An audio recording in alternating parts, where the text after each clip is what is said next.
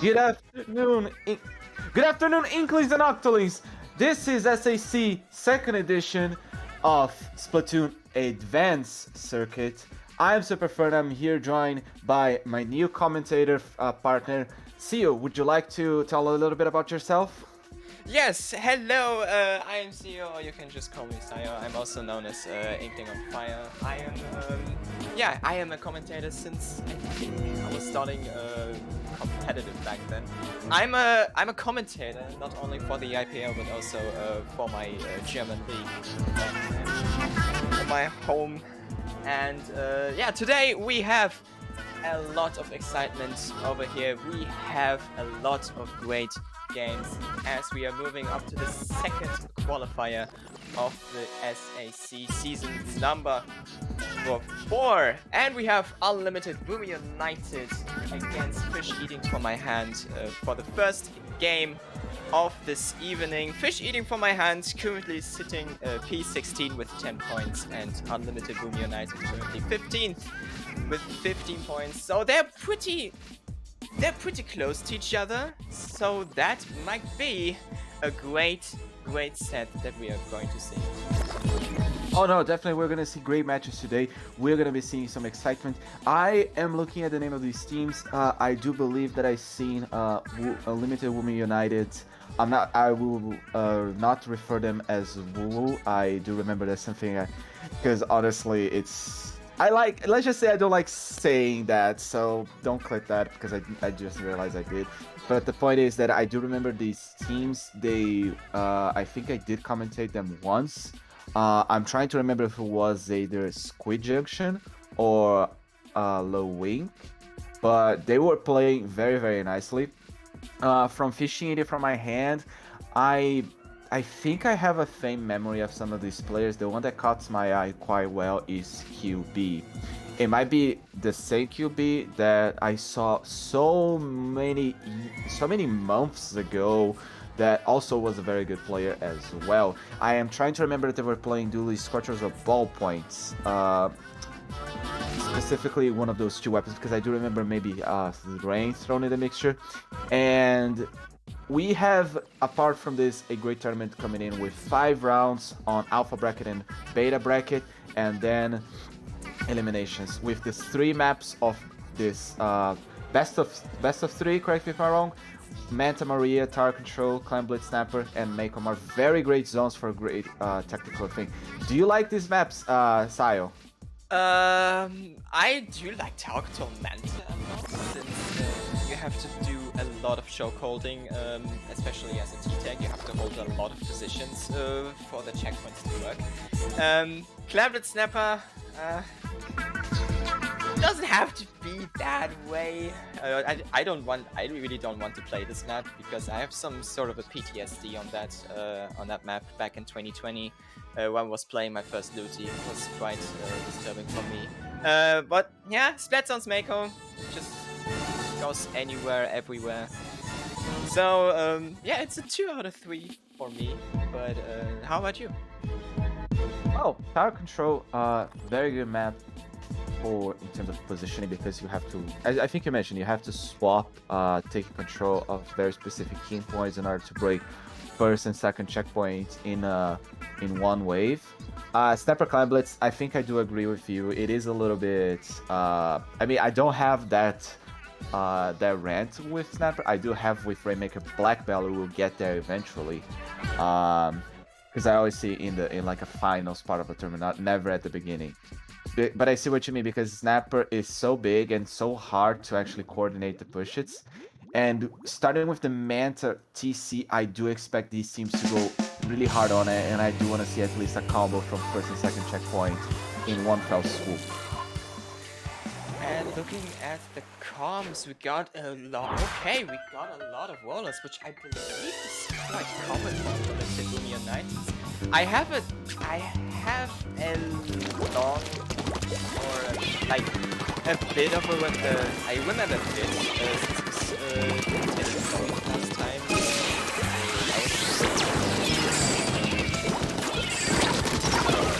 I don't know how long it was back after, but to be fair, I Did they win those?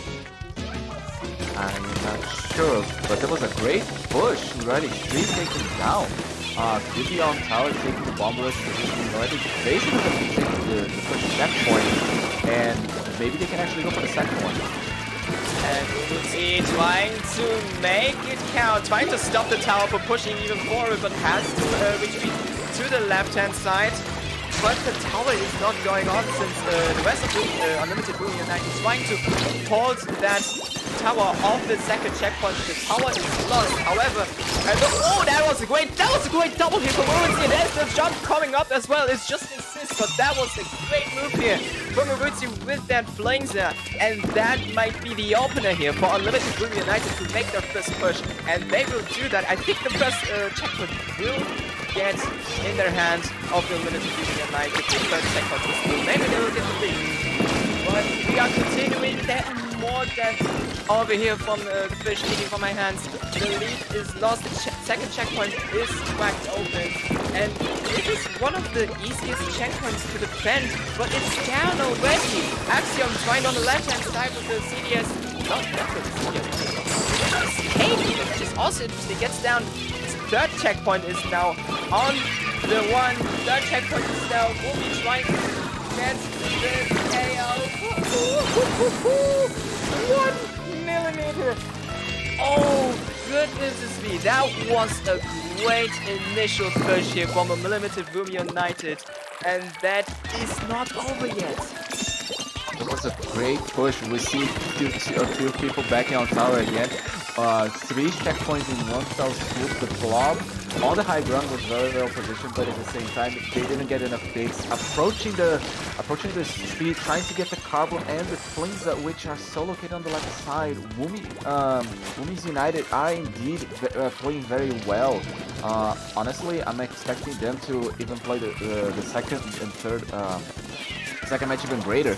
Now the probability is, will you go into the position of playing defensive or actually go for the KO? It's almost like you would want to go for the KO, especially when the time is running out, since Fish eating on the hand then have to do a little bit more of an extra meter to make it count. Oh, Woooooooo is getting that bomb that here to DRF. But DRF gets the fling here from Woomy, but the push is going on with the Cake Luga being lost, or first up if you want to tell him.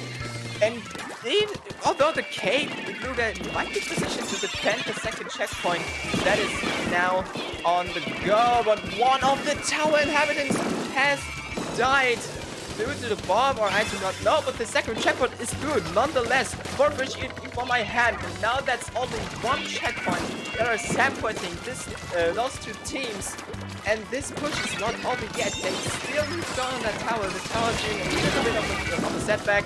Good kill here from Axiom with that Luga, and the checkpoint not done yet. 3v3 situation, but Axiom dies there, and that is the third checkpoint down. We have no checkpoints left in this situation, and that's the wipe. And Fish eating from my hands with that comeback from 1 back. Wow, that 1 millimeter push from Unlimited Woooooooo United costed them dearly and got Fish eating from my hand the first point in this evening.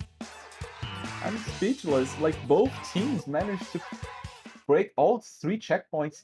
They, as we said at the beginning of the match, they are pretty balanced. I don't know what happened in terms of, like, why wasn't it a difference in terms of why didn't Woomy Unlimited United manage to KO at that point? They had they just needed a little bit of, I would say that was actually the luck, because after all that, we saw Fish eating from my hand.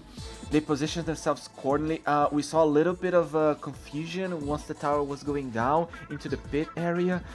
There wasn't like a little bit of coordination. The bucket was going back on the tower, but the junior had to save it. But then the junior didn't stay on tower, which was perfect for the Tri-Slosher to come back in and ride the tower, so it touches the ground and it's easier to get the pressure. The junior being on the shooter being on that specific high ground that watches was very good for them pressuring from crates in general, because honestly, remember that crates don't rebound the blob shots, so the blob, one of the longest range weapons that Unlimited Woomy United had was gonna be ineffective against.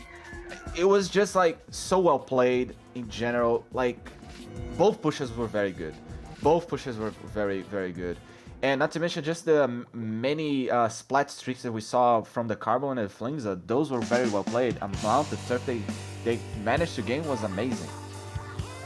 And I'm honest, I'm genuinely surprised that no checkpoint survived on that game as well. But we are moving on to the game I luckily don't have to play today. We are going into Clamlet's Snappercadle with quite a change on the Unlimited Room United side. We now see a nod to the 79. It has the suction bomb and the inkjet instead of what was that on the other? It was Baller and so it was the Flingza with missile and the Quake shot. So technically speaking, we got one left missile, one inkjet. oh, that's right. And they have a web tap as well. Exactly. With Yumi line trying to apply pressure from the right side, the pressure already comes with defense. Very well played. Tries to go on a defensive, but not gonna be staying for long. Two already goes out, and it's already the first 20 points, but one of the balls didn't make it in time. Nautilus will get the dig, trying to throw the ball, and managed to score 51, trying to play defensive right here. Fishing it from my hand, just tries to put them away as they already passed the 50 points mark. It is a good push here from Unlimited Woomy United. However, we all know how it went on Mansion and Weir with Fishing from my hand with a great comeback. This can happen here as well. However, 39, it's a very optimal initial push since you're down the 60 mark, which means that Fish Eating from my hand now needs more than 2 super camps to make the lead stick. However, we still have a lot of time to go, and as things are settling a bit, and Fish Eating from my hand has to create some sort of a situation now. The Limited Woomy United is trying to prepare the defense with specials and stuff. However, gets the flank in. And I believe that was a twice was trying to flank into the sneaky side and didn't make it through. But after all, the match has got kind of a stalemate at this moment. Woomy United has control of at least their streak and the left, the final at the left ramp. They are trying to get at least one more pick to engage. They can see Lucas does going down, but getting the pick on the block, one of the main surfers off. Fishing from my hand is already going to be crucial. The landing was safe. They are in an opportunity to at least go for another push, and they are divided in 2 points. The Carbon going for the person in the jump in. This could be big in general for Woomy. They have managed to get the basket, but they miss. That's not going to be good. They tried to get the zip line on their color. They tried to go for the long path. They managed to throw one. They go for the second one, and that's already the penalty all gone. And they have extended the lead as well. They are going more and more clans from Axiom crashing in, and they have the potential to end the game, and they do. Unlimited Woomy United evens it out. They're all level 1 all, and we are going to Silver Scrapes match on Splat Zones on Manta Maria, not on Manta Maria. Ikomar. It's the same. The beginning of the beginning letter was the same. But anyway, that was quite a contrast on the last game, would you agree? I would say that the only reason that Fishing from my head didn't eat is because you cannot, from the points they have, if you only score 3 points at a time. If you would score 1 point at a time, maybe Fishing from my hand would have come with a comeback and won that game too. Because honestly, they have the potential, but I think the main issue was the range from the Nautilus was a big issue, and the flank. If the flank had succeeded, they would have at least scored a few even more points from the side of Fishing from my hand. There could be a better way to pick Silver Scrape game off with a good round of Splat Zones on Makomar. I believe that Makomar is one of the most popular, if not the most popular map in Splatoon 3. How would you stay on that map? I would say that Mako Zones is vanilla ice cream. Hear me why. Not saying it's good, it's like vanilla is a good flavor. It's just because vanilla, in terms of like everyone kind of already came to an agreement that Mako Zones is a pretty balanced map. The zones are pretty close to spawn, so it's two opportunities. It's good for pushing in and pushing out. If you look, for example, for some of the zones maps that we have Anchovy, which is a little bit similar, but it takes a little bit while for you to get into the zone. Inkblotter Academy, just a little bit much, but Mako is just faster with that. Even Piranha Pit is also a good map for zones. Dynamo, again, a double roller comp now from the Carmen and the Dynamo. The first ink has been spilled for Woomy United, and the Red Zap is down though, and the Junior is down as well. That means no early armor for Fish Eating from my hand, which is kinda a bad thing to happen. Axiom almost getting that bump death here, but escapes it with the power of the duelist just neatly. However, now Fish Eating from my hand, pushing in, trying to overthrow the zone with the Sunshine Buff, with the rubber, with everything they have. However, Unlimited Woomy United holding on just, but the thing is, that was too much for the Unlimited Woomy United, and they have, okay, they lost the zone for a bit, but they got it back, and the cooldown points are not doing that much. In fact, they are down.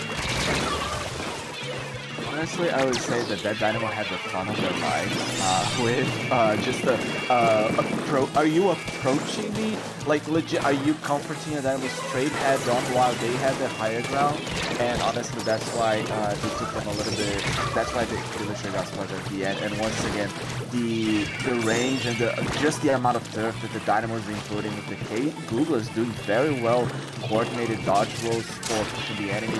It's just like Unlimited Woomy United has a lot of control of that just because of how well engaged that Dynamo is in their coordination perspective.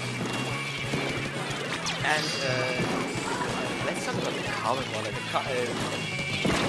Carbon Water on Maker Mart Maker Mart literally is, in my opinion, a Carbon Roller paradise, because the thing is, Carbon can just stay on the ledge. The ledge is basically just free real estate for the Carbon Roller. So I think that can also play a big part here for Unlimited Woomy United, as they are taking the lead and extending the lead as well. We only got 20 points now for Unlimited Woomy United to get that KO. However, Fish Eating from my hand now trying to fight back, but the zone is still blue, and they have the final seconds incoming, and the Booyah Bombs just settles it, and manifesting that zone. And Unlimited Woomy United, after being down 1 point due to a 1 millimeter tiebreaker on Manta Maria, gets the set win over Fish Eating from my hand with 2-1. 2-1 indeed. Congrats. Honestly, I'm gonna call out that Dynamo once again. At the very end, when the Fish Eating from my hand was trying to take the zone at the very last frame possible, they throw the Booyah Bomb at the zone, which is a very good strategy. So you could destroy any bomb rushes coming from any bombs being thrown from the enemy team. Very well played. Coordination in between the teams was way more present on this 2 maps. Honestly, I would say Unlimited Woomy United has a very good potential of going very good on the tournament, and probably will be seeing them on the gold bracket of SAC. Wouldn't you agree? But also, I would say Fish Eating from my hand has also great potential. They managed to get a very good push, so both these teams actually played very well. It's been a while since I saw 2 teams actually, both of them being that good. Definitely, and yeah, I could just repeat what you have said, and it was basically, yeah, the range played a lot of stuff on Splatoon's Maker Mod and on Columbus Snapper for Unlimited Woomy United, but also the current one on Make Command it's just basically for real estate for Unlimited Woomy United, and they really deserve that win. But GG's to Fish Eating for my hand as well. They have played it.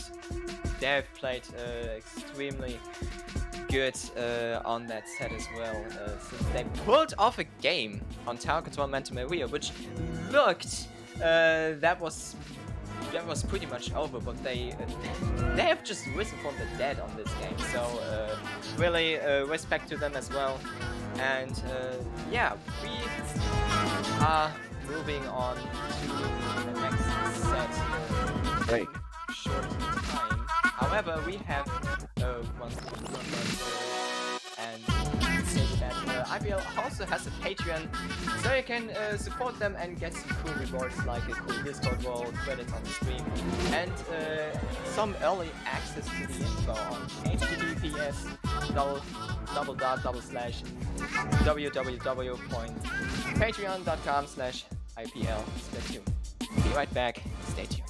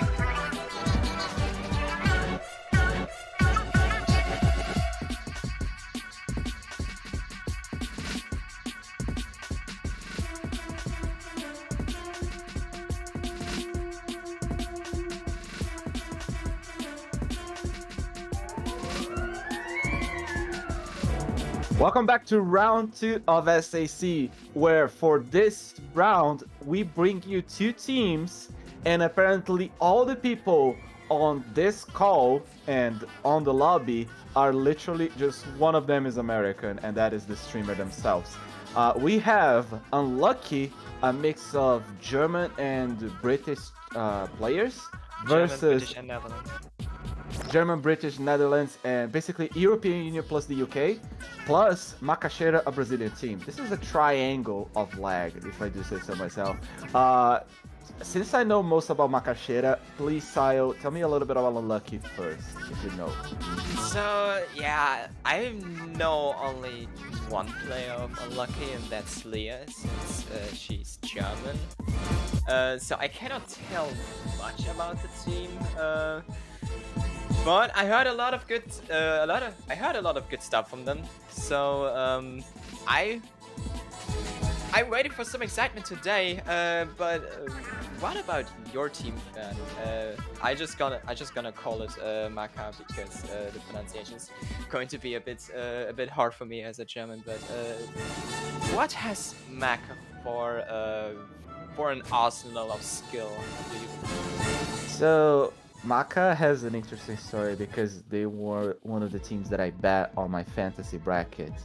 They were placed on Div 9 of Ludi.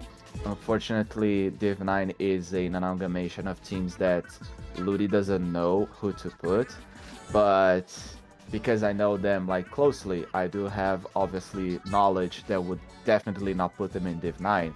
We have at least one player who is a Div 5 champion. We have two players. Oh, actually, we have three at least. Three else that also play on Div 4, Div 3 level. From like the many tournaments that they played outside of SAC, low wing. I think low. They actually played SOS as well a little while ago, and Popgun gave them the best DM you could possibly get, which is you are banned from low wing from doing a good SOS. We have a 10th player, we have a slushing machine player, we have a junior player. Honestly, I would say this is a very interesting comp in terms of what I'm expecting to see. I'm expecting a lot of aggression and very coordination with specials. I don't know much about Unlucky. You mentioned Leah, but I honestly only remember Queen, and I think Queen used to play Charger a long time ago. I'm not so sure. I believe Leia is playing. I really don't know. I'm just shooting in the dark here. It's just like CDS or VDS, or I don't know, or maybe Dualies and all. But just for a reminder, Macaxeira. Not. I just wanted to. Good pronunciation. Stick to Maca. Yeah, I just wanted to stick to Maca. I believe. Has more points despite being in Div 9, or as I would call it, Div Wonderbag, which is quite a surprise to me, since Unlucky only has 10 points. So I'm a bit confused, to be fair. But we have the maps inside, and we are starting with Waymaker Anchovy. I'm happy about this one. Tower control on the reef, and as a last ditch resort, Clamlets on Humpback Humptwag. Okay, Waymaker Anchovy. I remember a lot of things, and that includes, as I was playing a tournament, we pushed the Waymaker on the right hand side. What do you think? Could you just do the cheese and push the Waymaker over the right side just to surprise the opponents, or would you just stick to the left side of arcade? Okay, so I will say for sure that if you go left, middle, or basically going for the office flank push, all of them are actually viable. But at the beginning, once you get the flank, not the flank, the pop, and literally wipe the enemy team, it is faster to go through the mid option and get all the points that you get until you hit the pillow that is underneath the Clamblitz basket on Anchovy. That is like very good points, because on that scenario, you start playing you not only on a very good position that your team can easily come back to that point, but you're also literally open for more points. The reason I would recommend you to push on the office most of the time is if you want to literally uh, buy time. Because if you're there, putting the Rainmaker there, and then the enemy team having to remove the Rainmaker from their point, like splatling you, gives you a lot of time for you to kill, basically giving you the match that is not gonna win on a KO. And we have Unlucky versus Maca this time. And I was right with the duelies on Leah. We have a lot of interesting stuff. We have a double K-shot comp on side of Maca and some interesting stuff. We have a K-Gale inside, which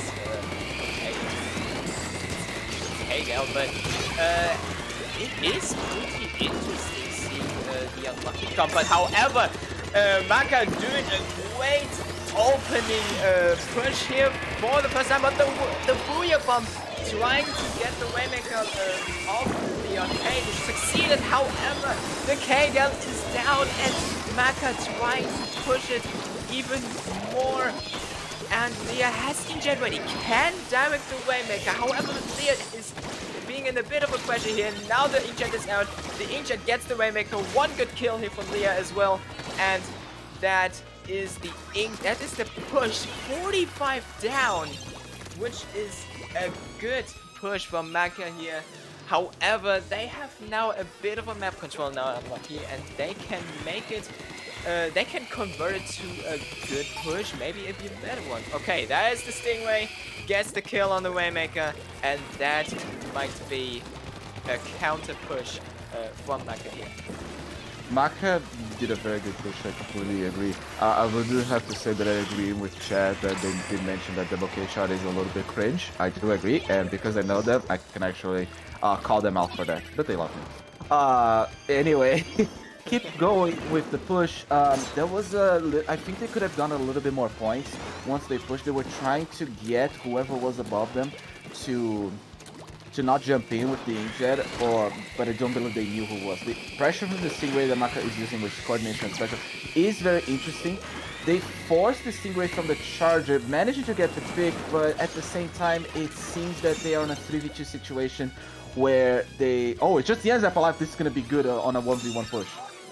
Ooh, and he ends up just sending the Send It here and makes the kill on the Waymaker, which stalls the push of Unlucky a bit more. The Waymaker is popped, however, that is way too risky to push it further. Leah now with the inkjet trying to get some kills, trying to get some pain for the Waymaker. The Waymaker has been picked up by Unlucky again. However, the Tensor Missiles here from one of the K-shots, I believe, getting the kill on the Waymaker as well. However, Leah gets the kill on that K-shot as well. Now we have a 2v4 situation. Leo with some good drop shots here, and that might be the lead here for Unlucky. But the push is not over yet. The wipe has been made by Unlucky. The next push is here. The Booyah Bomb has been deployed, and Leo with the Waymaker gets the dunk on Maca, and that is the first point of Unlucky here on Waymaker. They win it in Anchovy. That was interesting. I would say the only thing I'm a little bit confused is with the charger ray when they were using the jet scorcher ray, because that was a great pick. But it feels that sometimes that if you're gonna use a Stingray to counter a Stingray, you are losing one special to counter an existing special. It was a little bit weird but at the same time we saw Yosh with the very good movement with the Rainmaker. It took them a little bit while because they hadn't gone on the Y.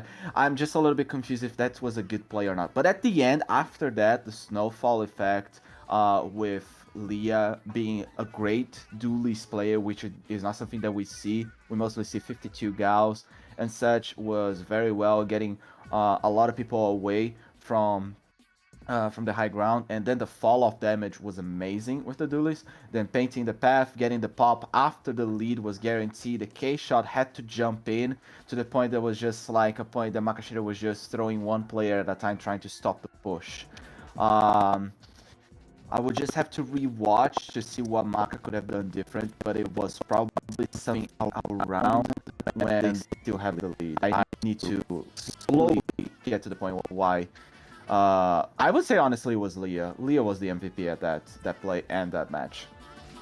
I believe that's a common phenomenon on Waymaker Anchovy because you have to like control the map at every time possible, because if you don't and the opponent punishes it accordingly, you will get KO'd even though you have like a good lead or something. That happened in Lowing like a lot of times. However, we are now in tower control on the wave, the first Splatoon 2 map that has existed since ages.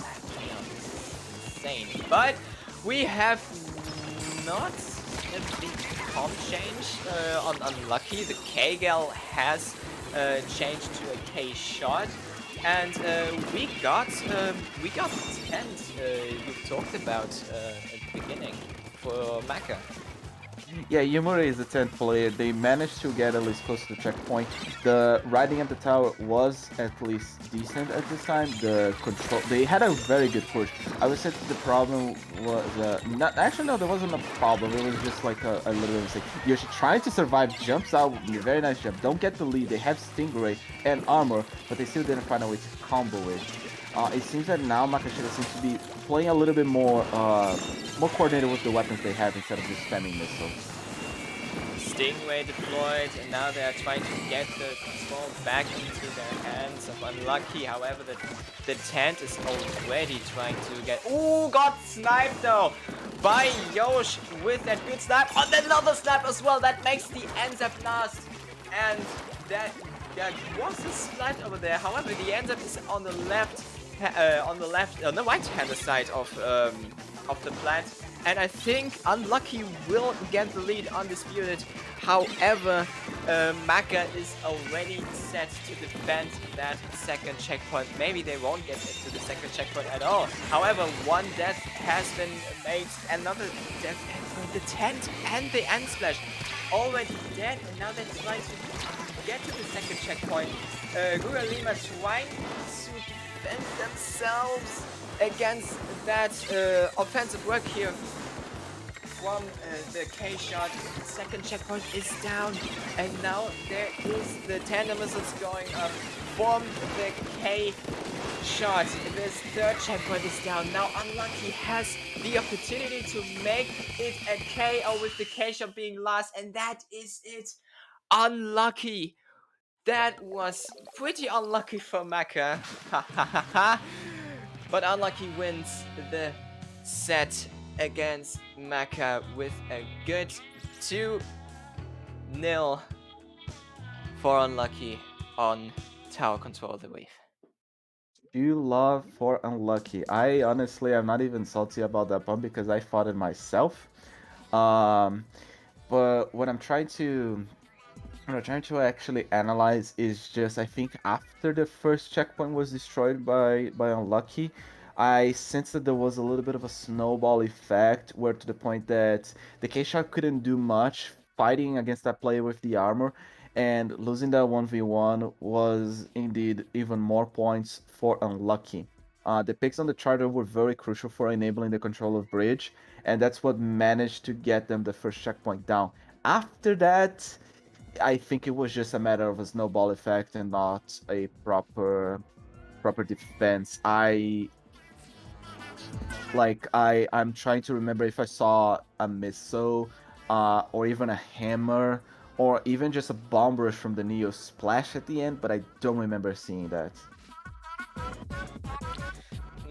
And going back to that match on Waymaker on Anchovy Games, it was a good push, and yeah, Unlucky proving that they... I mean, Unlucky didn't have the they had the underdog effect on their hands, because unlucky was only 28%. Maybe that's one factor, but they have really proven the point with a good 2-0 against Mecha here, and they played it really accordingly. They played ultra aggressive. They got both the KOs and they got the control. They basically got like almost everything. Because if they would have got everything, it would be a KO in no second. But Mecha really defended themselves really well, and yeah, unfortunately for them, unlucky wins the set, and hopefully Mecha will still make it to the gold bracket. Who knows? But unlucky with a step closer to the bracket as well. Okay, three things I'd like to talk. First of all, thank you, Watson, for the raid. It's a very well appreciated. You're just in time for us to talk as well after we just saw a 2-0 from Unlucky, a European team, or at least European players. We have two announcements. Number one, we have Tropical Throwdowns happening on February 11th. This is going to be a great tournament for people to watch. There's still sign-ups. You can also join their Discord server, and I think we also have on the Twitter. I am a little bit unsure about the link. I think it can be posted on the chat. After that, we also have Friday. Sorry, wrong game. I was thinking of FNAF. This is Friday Night Frenzy from 3rd of March to the 22nd of April. This is gonna be a similar idea to Ludi, but a little bit faster. You are gonna be play all 3 sets in between Friday to 11 p.m. Eastern time. I'm sorry, European teams, this is not actually a good time for you. When is not 11 p.m. for Europe, Sile? Excuse me, come again, please? So 11 p.m. on East Coast. What time is it on Central Europe? Oh, I do not know. I don't know. I cannot do time conversions, unfortunately. But I think Leah's telling me it's 5 a.m. on chat. Thank you, Leah. But Tropical Throwdown being happening on my birthday, I think this is going to be. I think the next birthday for me is going to be an exciting one, because McLaren car launch and now a Splatoon tournament. My day is filled. Oh, that's gonna be a great day. That's gonna be a great buff. Do you have any cake? Like milkshake, hamburgers, just anything that would make your birthday even better. Maybe it's just a little bit of Splatoon, or maybe it's going to be a little party online, of course, since we all need to stay safe. And yeah, we're doing a short break. Hopefully, your milkshake will arrive in time. And yeah, we're doing a short break, and we'll see you guys in the next set. Be right back. Stay tuned.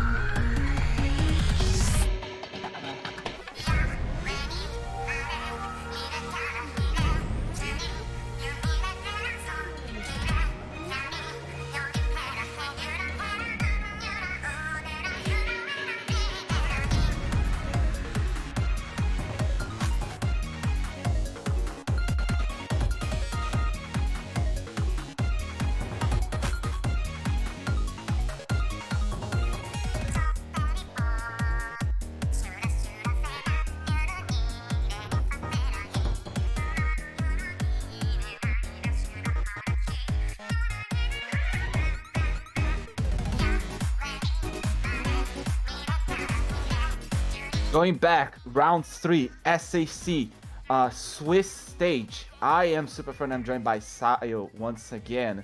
You are now going to see a great dispute between two teams, Red Sun and Inkling. Sayo, you got a little bit flabbergasted when we pronounced those teams. Can you tell me a little bit about your excitement? I was after we know the teams that are going to be streamed, I was having a little bit of a flashback of Red Sun, because I was like, wait, Q, you know Red Sun. What was it again? And yeah, it was at the end a little backstory of Lowing, also hosted by the IPL. Of the low ink of March 2021, where a German, yes, it was a German team, Dynasty Dragons Wave, have unfortunately decided to ditch the grand finals, and Red Sun and Twisted Time being the ones that are fighting on grand finals and bracket reset with very close games, and in the end there were actually 2 winners on that evening. So it is Red Sun who had played one of the most I wouldn't say controversial, but the most exciting lowing in Splatoon history, in my opinion, against Inkling. And Fern, you have like researched on what Luti lips they are, I believe? So Red Sun is currently Div 3, Inkling is currently Div 5 according to the Luti 12 city. Inkling, I know most of the players. I actually met some of them at G7. Jimmy, if I remember correctly, along with Kale and other great Splatoon players in the competitive scenario. I think we're gonna be seeing the first bamboo. The first bamboo indeed of our tournament. A bam? I also think so, but we have a first game here, and we are not starting with Waymaker Entry, we are starting with Splatoon on Sturgeon Shipyard. And yes, we do see a bamboo. We also see a Dapples with Squid Ninja, and wow, what is... I've never seen that comp before, and especially not the blue Dapples. Blue Dapples scream a little bit of a player that I don't want to give them credit, but it can be good on once you are a patient player. Tina right here on Red Sun, a little bit in a difficult position with the armor, goes back, it's a very good jump, going back to base, another player jumps back, I believe it was the 10th. It just seemed that Inkling managed to get control of basically all their drop, and now they're in basically an opportunity to just skip there while they stack up the fat points of zones. Yeah, but they also need to pay close attention that they don't overextend, since Sturgeon Shipyard can be really punishing if you happen to overextend and just swap in, and yeah, the push is for nothing. But anyway, Red Sun now with some good cleaning kills. However, Vertigo has to watch out because of the behind. Gets the K shot. However, now they're together, but the trade has been done. 30 points now left for Inkling. That 2v3 situation again. That's a 10 lost, and that might be a good opportunity now for Inkling to make the final meters go count. K now a bit of an overextending here, but I think it's fine. K gets the kill, and that is the KOs in such a quick fashion. Wow! That was indeed a very good coordinated push, taking down the Brella as they were on the right side of the map. With the curling bomb rush almost ready to go, painting their feet was crucial. They applied damage just before the curling bomb rush could be deployed and buy a little bit of time. Inkling had a great opening and also a great not losing control of the zone at any point. They really were playing their best, and they really were playing really coordinated in general. I was not paying much attention in terms of how many specials we saw from Inkling, unfortunately. because I'm actually curious about how many rains the Blue Dapples managed to deploy, which which can be very useful for just shredding armor in general. Like if you put Shredder on, it works just fine. Yeah, so 3 missile, 2 armors, and 1 rain. The missiles were actually very crucial for keeping the control on the hands of Ink. Yep, and the really exotic comp in the end helped Inkling. They got a good push. They didn't overextend. They did so the Clapples overextended a bit, but that was the final push, so that was fine because Whetson was so under pressure they couldn't handle it, and the tent, if you missed the shot, you're basically dead. Which used the blue dapple used, and there it is, the fast fashion game of Splatoon Station Shipyard, which can go pretty fast. However, we are back in Snapper Canal with Rainmaker. This time, no comp change of Inkling. However, we do see a Kenza Octobush here, and basically a backlineless comp here.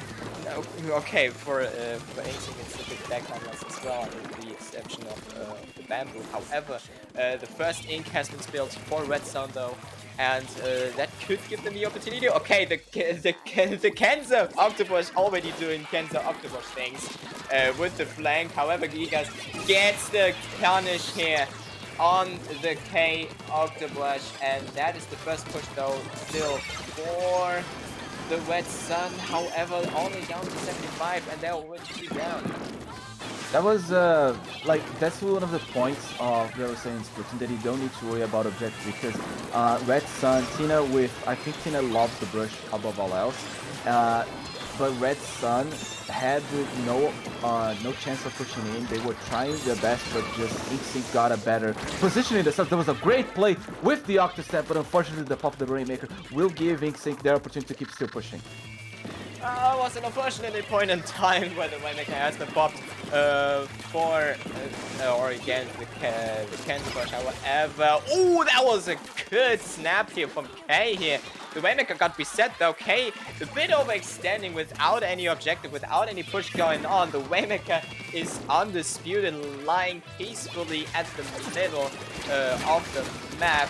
Now goes the first push here from Inkling. The Rainmaker has been picked again, and they're trying the longest side. Oh, they're actually doing the jump here. Tina now with the final defense, but couldn't make it against the Rainmaker. But the drop shots of the Ansab or the Nautilus gets the kill on the Rainmaker and stops the push on 42.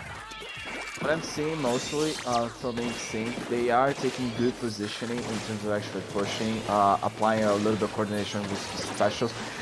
Also, I would say one thing that I noticed from the engagement is very unfortunate, but now it's their time to get a little bit of points. They go all the way to 30 points, they passed to 20! What was that? And all of a sudden, like, and they got the Rainmaker pop! That was the same moment! The literal same moment, like in the first game of this evening with Unlimited Room United, with 1 millimeter left, 2 flames, like 2 or 1 flame has missed for the KO, but it's still Rainmaker. Everything can still happen in this map mode. Oh, moly!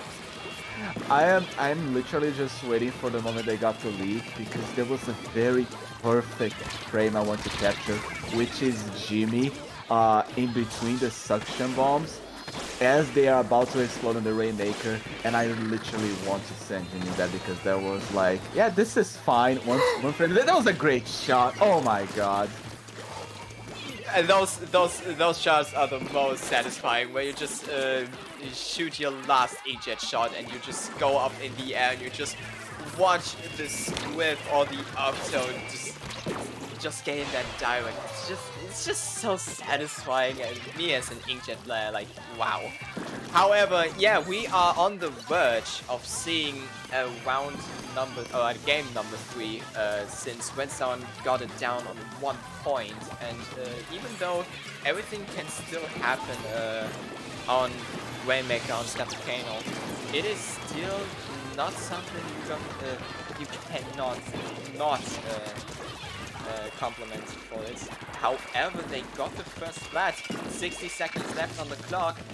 The Octopus trying to hold mid control. However, Salty trying to contest it. Salty contests it successfully. The Rainmaker has been picked up again. Inkling now trying to get the push with 40 seconds remaining. They are trying the...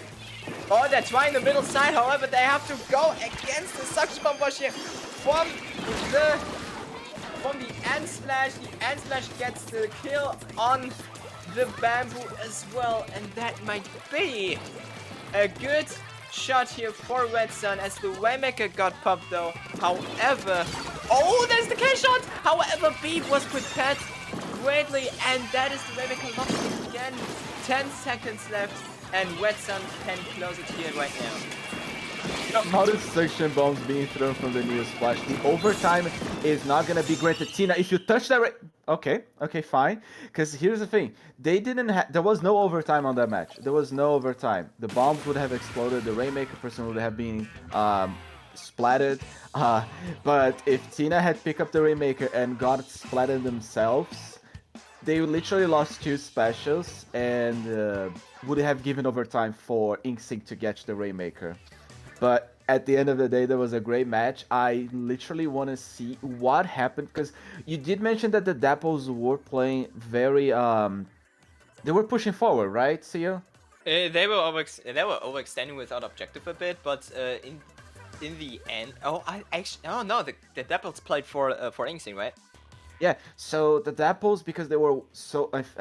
I'm not so sure, I would need to rewatch the VOD entirely, but because they were so far away, that's how we saw that the camera was on the Dapples fighting someone from Red Sun, and then all the way they managed to push the Rainmaker basically to 1 because of that. Like they were distance, and in terms of objective and coordination, but I need to double check that. Definitely something that Inkling also needs to VOD review, because it might be a good opportunity to just look on what happened, on how it happened, since you can improve a lot of just researching mistakes and even blunders. However, we now have the final game of the set on Tower Control on Ink Blood Art Academy, being the Silver Scrape for those 2 teams. And we have seen that Inkling KO'd Sturgeon Shipyard in quick fashion. We have seen Red Sun making that push to 1 single point or to 2 frames on Snappercano. And what do you think? What can we expect from Tower Control Inkblood? Tower Control Inkblood after Swimming's what was it called? The Riptide.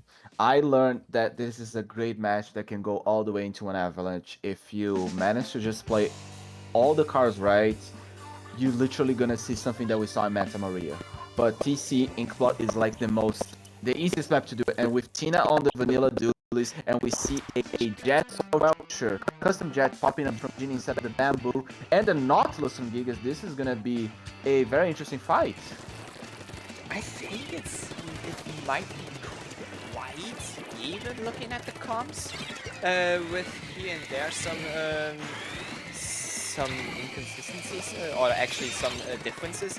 But to be fairly honest, okay, they've taken the first lead though. The first ink has been spilled for Inkling though. The inkjet is deployed from the Nautilus. However, has to defend themselves pretty big. The Nautilus still alive there.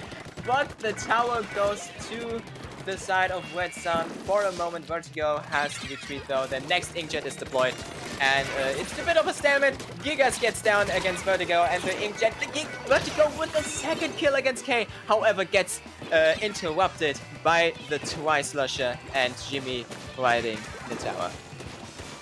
Inkstinct has control of the step. They have armor, they have Stingray, but because of the push, we are not seeing just now. Okay, so we have a proper push going from the left off and underneath. They are in a very good position to take second checkpoint. The Tri-Slosher losing the fight over here buys them a little bit of points, but unfortunately they're also going to lose another player as the Jet Scorcher was also in a great danger. They managed to survive and not get splat at any point. The Duelist comes in to save the day and splat another, I think it was the Dapple Duelist, sorry, not the Vanilla Duelist. The Bomb Rush comes in clutch, very good for pushing the pressure, but still Tina goes down. It's not looking good for Red Sun as it seems there's going to be an opportunity to push. As the Stingray is just coming in and Beam is having to jump back and surprisingly does survive. How was that even possible? That was pretty lucky because I think the little clinch of RNG just saved the life here. However, the push has been extended to 59. However, the big contrast between the last game and this game is that the objective doesn't move as fast as Waymaker. You have that tower that rides in approximately like 3 or 4 kilometers per hour. On Waymaker, you can just make it as quick as once. So Red Sun has to keep the momentum. They don't have just an opportunity to push and then make it as quick as they can because the tower has a fixed speed.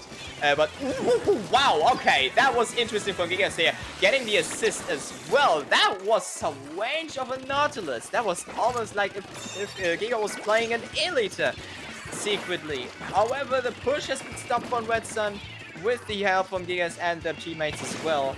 And we still have a lot of way to go as both teams are now trying to prepare the specials. However, K getting on the engage, but now suddenly finds themselves in a 2v1 and 3v1 in and everything. Beam gets the kill, and now Gigas trying to get the push in.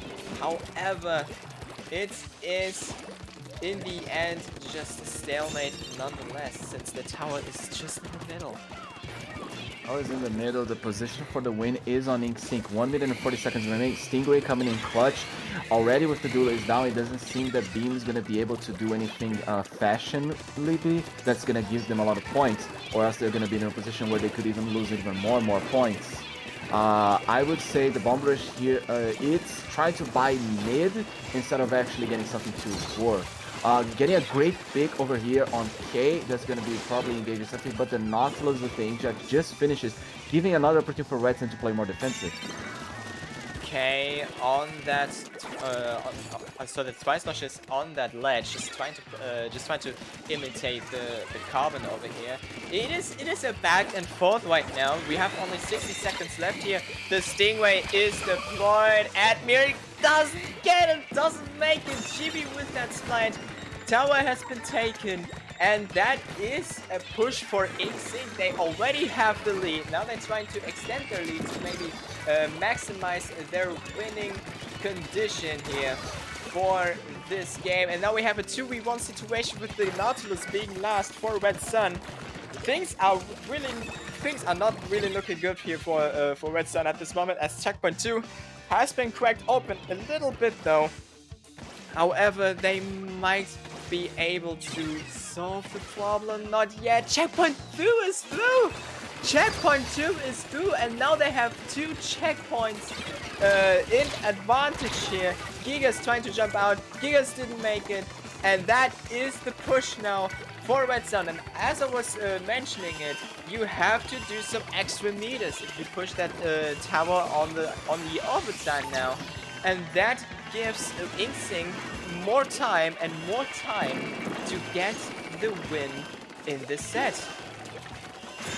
Time has started. Inkjet and Stingray both deployed at the same time with rain. It barely managed to have. It's a 2v2 situation, looking good for the Tri-Slosher. Going for the flicks, gets the pick, and it wins the game. And it wins the game. Inkling managing to win this set. After that little hiccup on Waymaker, they have managed to do it on tower control on Inkblood Art Academy, securing the set 2-1. Great set, great play. Honestly, this is a great SAC so far. We got loads of excitement. We got the first match going for Inkling. We got the second match going for Red Sun. It seemed that they were able to get something going, but then comes back in sync, takes the dub, and secures them another W for them on this fourth season on the second day of tournament. Um, Honestly, we are gonna be going for one more break, and also we're gonna be switching commentators partners. We hope you give them a warm welcome as much as you all give us.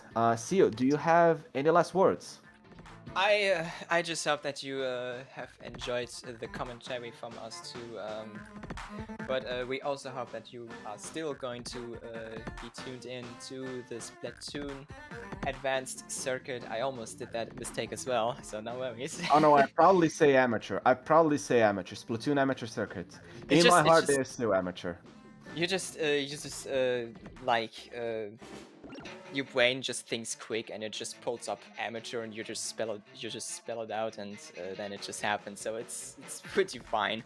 Yeah, Fern. In terms of social media, how can people actually find you?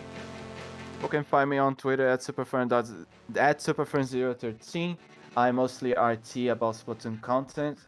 If you want to DM me about anything regarding Splatoon or just anything at all, you can literally hit me on Twitter.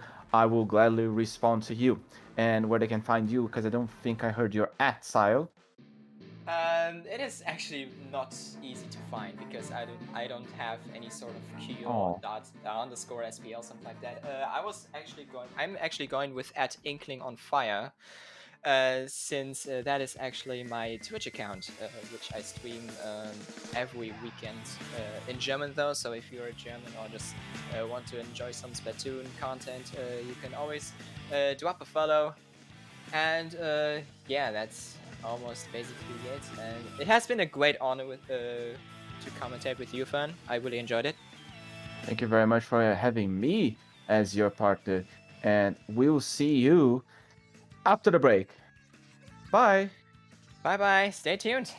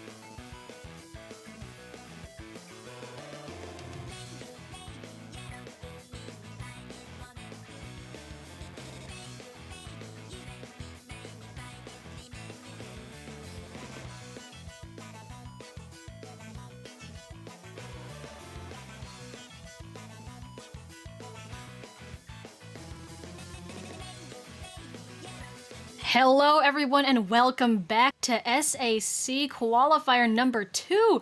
I am Kate, and I'm joined here today by, actually, I don't know how to pronounce your name. How do I say your name? Just J-Man is fine, and I am excited to be here, Crunch. All right. I ended up missing our Qualifier 1 a couple weeks ago. Something about me having to work last Saturday, but I am I'm excited. SAC obviously going under that rebranding now, the Splatoon Advanced Circuit, but I'm just happy to be back, and it feels good to watch some competitive Splatoon again. Yeah, I'm really excited to watch these two teams we've got in round 4. We have Purity versus Crimson Quake, and I recognize a couple of these players, not necessarily the teams as a whole, because I haven't been around too much in the comp scene as of late. I do recognize Freshie, Luna, and Crimson Quake. Matthew Mega's team, I recognize Matthew Mega from Double Trouble, which I also staff. So excited to see him come play at SAC today. For our maps here, we're gonna be starting off on Clam Blitz on the Reef, which is one of those really big Clam Blitz maps, actually. So I'm excited to see that one. Yeah, Clam Blitz on the Reef is one of those stages, Crunch, where we are going to often see, heavy pushes coming in, whether that's going to be from Booyah Bomb support, that's going to be from Bubble support, or even possibly a Tent Umbrella support. Obviously, pushing up the streets, a big thing with Clam Blitz on the Reef. But then you also have those alternate paths to allow you to get into the basket from that back side if you really need it. But as you said, and you mentioned it a little bit, Crunch, you're familiar with some of the player names, but not as familiar with their team and their team comps. And I am also kind of in the same boat with this, so it's going to be interesting to see what both these teams come out with out of the gate. Yeah, I mean, like you said, there's just so many ways to approach the basket here. Sneaky pushes here actually can be really interesting using that backway alley, especially if you go just unnoticed and bam, you got a couple power clams in, especially with your teammates jumping to you.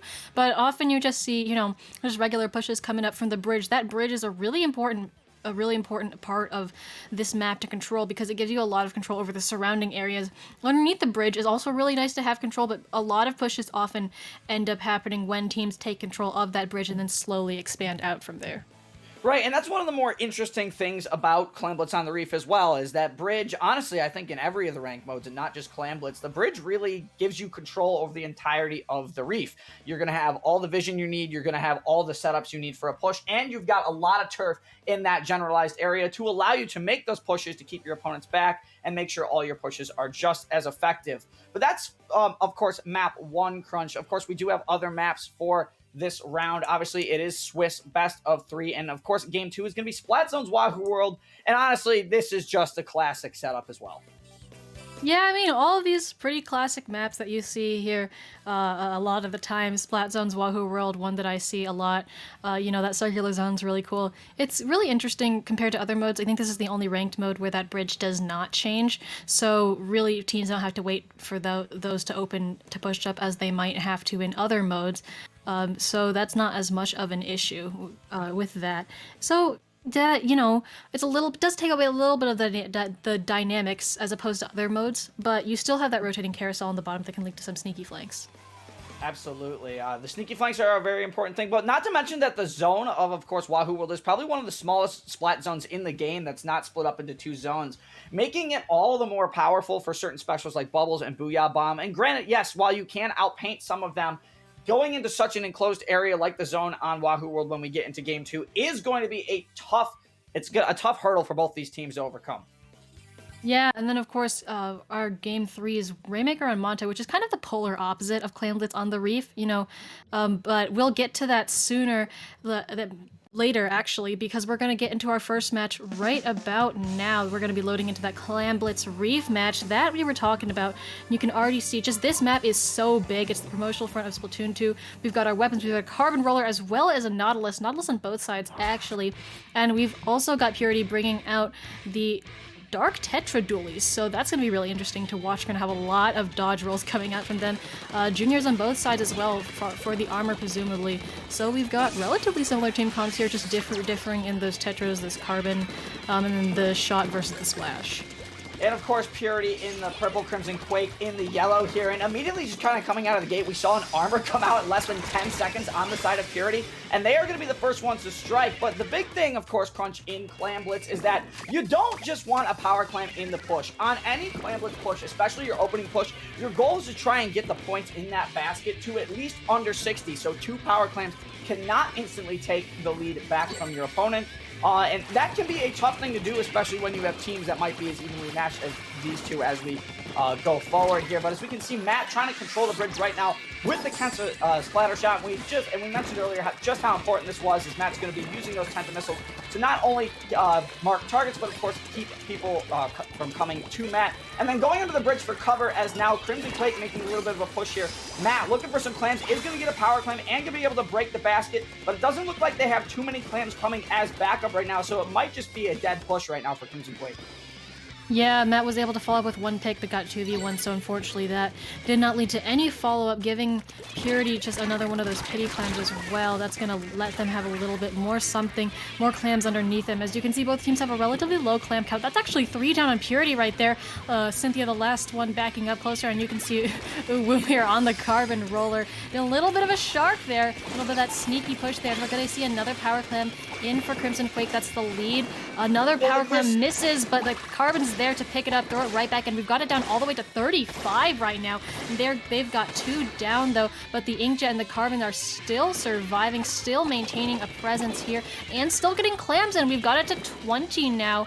Although that jump out looks like it's going to end the push, that's a really, really nice push and follow up. That was a long push, and that's how you want to keep your pushes going. Maintain your presence, keep on getting picks, and keep on throwing smaller clams in to keep that basket open. Really, really nice job. Yeah, and now it's going to be up to Purity, of course, to try and get some specials and push back in, but unfortunately, immediately, a member of Purity going down here, and CQ is just not giving up this bridge easily at all. Again, that big opening push that we saw kind of started with that sharking Carbon back from Crimson Quake here, as Matt just kind of sharking around. Has the backup from EM though, but EM actually goes down. Unfortunately, it's a trade-to-trade situation here, but Purity just kind of trapped by the opponent's tree right now, and this is not really a good spot you want to set up, especially if you have a power clam, Crunch, because while the tree can be hard to push from, it is very narrow once you start going up those ramps, so you only have 2 options. The members of Crimson Quake can set themselves up to counter both these options. You can see the Nautilus is really locking down SBP here, and they go down, of course, to Matt on the flank from the sneaky with the K-shot. Yeah, Matt's doing really well right now, actually. Really nice area control, keeping that bridge under control as you were talking about before, and they've got the Nautilus behind them as well. Believe they're hanging on to a lot of clams, too. They've got 20 under their belt right now as opposed to Purity's 6, which could very well set them up for another push if they wanted to. Got 4v4 on the board right here, 2 specials on the side of Purity. Looks like they're probably gonna try and make an opening for some sort of push right there, especially with that Junior down the side of Crimson Quake. Means no armor, but Matt quick to retaliate with another kill. That's 2 down now on Purity, meaning they have a person disadvantage, and no Inkjet from that Nautilus. We've got the super jump in to, I think that's the Carbon sharking again, so that's going to be the same startup to another push. That Carbon unfortunately going down with a lot of clams on them, but their teammate there with the armor as well, still going to take those down and going to jump out again, so that's the exact same start end to the push that we saw previously. Not going to make it past the penalty points, but still, that really, really helps Crimson Quake because they are just stalling out Purity right now. Purity has has about 45 seconds now to make something happen. They've got a lot of clams, but they also have a long way to go. And they have a super long way to go, as you said. There was a member of Purity, of course, that tried to do the exact same thing from Crimson Quake and just kind of way down the sneaky, but unfortunately, that got spotted out. As now, with the power clam, gonna get spotted out by the members of Purity here. But again, going back on the sneaky, it seems like nobody on Purity is watching the sneaky, and Crimson Quake able to break the barrier of Purity once again, forcing Purity to back up here, Crunch. And this is not a good situation, especially if you're Purity. You have 15 seconds left on the clock. Granted, you have a 2v4 situation right now with 2 of your, actually, I should say 2v2, because your 2 members are coming off a respawn right now. But it doesn't seem like Purity is able to get control over this bridge area. They're struggling to push in with all their specials at once. Now, we're going to get an Inkjet that comes out, but the armor is going to be a solid counter to this Inkjet here, as Pincher looking for a pick, not going to be able to get it as the final seconds are ticking down into overtime. 2 power clams on the bottom. Someone on Purity needs to get a pick. They're going to get 1, try and go up the ramp, and it's not going to be enough. It's going to be a 2, 2, 3 lead down now on the side of Crimson Quake. They don't have a lot of time to score. They've got to get this in. And unfortunately, they just took a bit too long to throw it, and that is going to end game 1 in favor of Crimson Quake. So close yet so far. You can see the Tetras doing everything they could, and they almost got that in. Give it a couple more seconds, they likely would have gotten that second clam into before they went down. But that is just unfortunate. You know, sometimes that timer is just not on your side. But like you said, that ends our first game. I mean, wow, Crimson Quake's pushes, and like you said, they constantly kept on taking sneaky, and it felt like Purity didn't really realize that or adapt to it as much after, you know, the second, third time that Purity decided to push that way. Not Purity, Crimson Quake, excuse me. Because, you know, we saw it keep on starting off with that Sharking Carbon, which gives sneaky paint on sneaky, and then someone with a power clam jumps to that carbon, and that starts off the whole push, really kicks off the momentum. Right, and again, we saw it kind of in the numbers there, but Crimson Quake putting up 3 double-digit KAs there on their side, and that, again, that came down to how much control they had over the bridge, came down to how much control they had around those tree areas. They really did keep Purity back there, and again, Purity not addressing the fact of the sneaky that multiple times, again, Crimson Quake went up that sneaky. It obviously kind of just turned it in a big favor of Crimson Quake, knowing that, hey, there's a big opening that Purity is not watching in that sneaky, and obviously that's going to give them game 1. And, well, of course, while Purity did have a very good end there to that game, just not having enough time on that power clam throw is really unfortunate, but they might have had a chance, obviously, if they got that power clam in time, because they did have a second one right there. Would it have been enough to take the lead? We'll never know, but now we're moving on to Splat Zones on Wahoo World, and honestly, I think we're going to be seeing more of a, I would say, more paint-heavy side on Crimson Quake here. I mean, we saw the paint in game 1 on Clamblitz on the Reef, and I think they're going to stick to that, going with game 2 in zones here, maybe even running the same comp with maybe a change or two.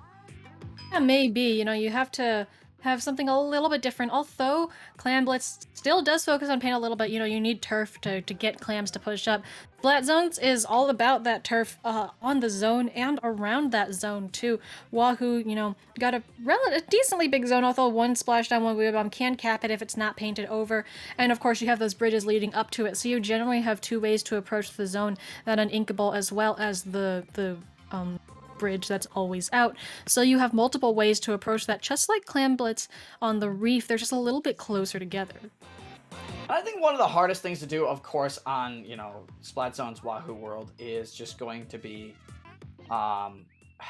honestly, it is really going to be about control, because once you push up onto the zone, you're going to want to push a little bit more forward in Splat Zones, of course, Crunch. And I think one of the hardest things to do on that is keeping that zone in Wahoo World locked down, especially when you push up, because on the left side you have what is known as an uninkable on that glass section there. And granted, while that does act as a very nice, you know, placeholder, you don't really have a lot of movement there. So your best option is going to be to push across to the far side of the bridge. But of course that leaves very close to the enemy spawn, especially on Wahoo World, and that could lead to a dangerous situation. Yeah, it really could. You just gotta make sure you have control. You gotta keep an eye on the enemy team and make sure they don't slip past you. And that really has been what Crimson Quake is doing, so I hope Purity does keep an eye out for that. We've got Purity bringing out the Vanilla Jet Squelcher here, so we're gonna see mist, as well as missiles from that. A little bit more range, a little bit more paint on that side too, so I do like that pick. Already got armor and missiles coming out of the side of Crimson Quake, but also missiles from the side of Purity. With Crimson Quake with the first take of the zone here, but you can see, I mean, both teams right now, all 4 members up, very much fighting for the zone. Nobody's gone down just yet, and the zone flipped as well, so you got 15 penalty points. Right now it's just a lot of painting, fighting for that zone. The Nautilus has that inkjet at the ready as well, but they've just popped that yet. Looking for a pick. Their team has armor as well, so that is a very nice combo. Finally someone goes down. That's the splash on the side of Crimson Quake, meaning Purity has the person advantage here. Yeah, and what's very interesting about both comps on the side, they're bringing out, of course, you know, the Neo Splash. So you are going to be seeing, of course, a lot of that suction bomb rush from both sides. But what I think might give Purity a little bit of an advantage here is they're bringing another set of essentially missiles to the party here, and you do see missiles kind of on both sides. Of course, both teams running that Junior. But what I really like about the Jet Squelcher choice here is that you do have a little more ranged option. So if you do need to approach from that top left side, if you're Purity, you do have a little bit of advantage because you outrange your opponents on this side. The closest thing that's going to need to get you to actually take you out is going to be the Nautilus or some well-placed missiles, as you can see a bunch are raining down in that corner there, Crunch. Yeah, missiles, inkjet, lots and lots of specials coming out right now, but still Crimson Quake keeping control of the zone through everything. We have so much paint on zone right now, but a lot purple. Oh, I spoke too soon and flipped right back to Crimson Quake. We've got the Suction Bomb Rush coming out of the Neo Splash, though, and so that zone's flipping to Purity. That means 62 penalty points, but right back immediately to Yellow. All of those missiles, those bombs, 2 down on the side of Purity, 3 down now, so those missiles are going off, but they're going to be quickly painted over, and I think the Jet was the last also going down, so delayed wipe right there as the members of Purity spawn back in. You can see the lockout from Crimson Quake starting as they're already halfway through that penalty. They have so much turf control right now. You can see that they are guarding the entrances to the zone. They are sitting back in zone a little bit, but with 1 down on both sides, I do hope that they can keep control of this, although it is looking like Purity is going to try and come in, get something done on the zone, but their time is very quickly running out. Those penalty points are already gone, and they do have a member down. They're going to have to run for the zone now or never, but unfortunately it's just not going to be enough time for them. Yeah, there was a lot of aggression on the side of Crimson Quake there, and it seemed like when we just thought Purity had taken the zone, Crunch, the biggest thing that we saw, of course, is multiple sets of missiles at the same time, then coming out from Crimson Quake, of course, actually only 1 set of missiles, and the armor and the Suction Bomb Rush coming in. But it just seemed like Purity, when they got into the zone, they weren't able to push up into the zone enough to try and force a member of Crimson Quake out of position, which might have given them the advantage. Crimson Quake holding strong, very good positioning, not only behind the walls, but keeping their Nautilus on that back end, allowing Purity to not push into the zone, and Crimson Quake is going to take this round of Swiss 2-0. Yes, very nice job from them. Admirable performance from both teams, but like you said, just the knowledge, the game sense, and knowing where to put their resources, where to take control was really what got them that win. With that, we're going to take a break, just a couple of minutes, and we'll be right back at you guys with round 5. Do stay tuned.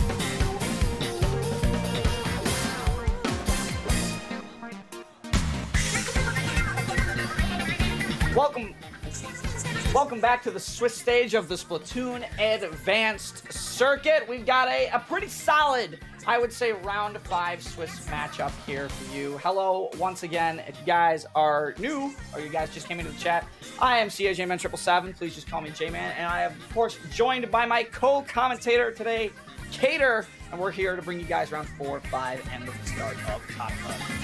Yes, we are. We are going to be starting off round 5. Port Raccoon versus Offset Paradise. Two teams that I very much do recognize, very much love these two teams. Port Raccoon. I don't know if I've casted either of these teams before, actually, but I've definitely seen them around, and I've wanted to cast them for a while. Honestly, these are... you and I, Cater, I think have both agreed that these are players that you want to watch. These are players that are entertaining. These are players that you just want to see go against each other. And as you said, Cater, this is the first time that I've gotten a chance to cast over Port Raccoon and Offset Paradise as well. So I think we're in for one heck of a round. Oh, definitely. You know, sometimes you just have these teams that you're like, they're definitely going to give us a show. I think Mid-Clan Heroes or 4Beams now is one of those teams. Every time I see them, I'm like, yes, they are going to give me a show, and we're going to see that with these two teams as well. We're starting off with Tower Control on Anchovy.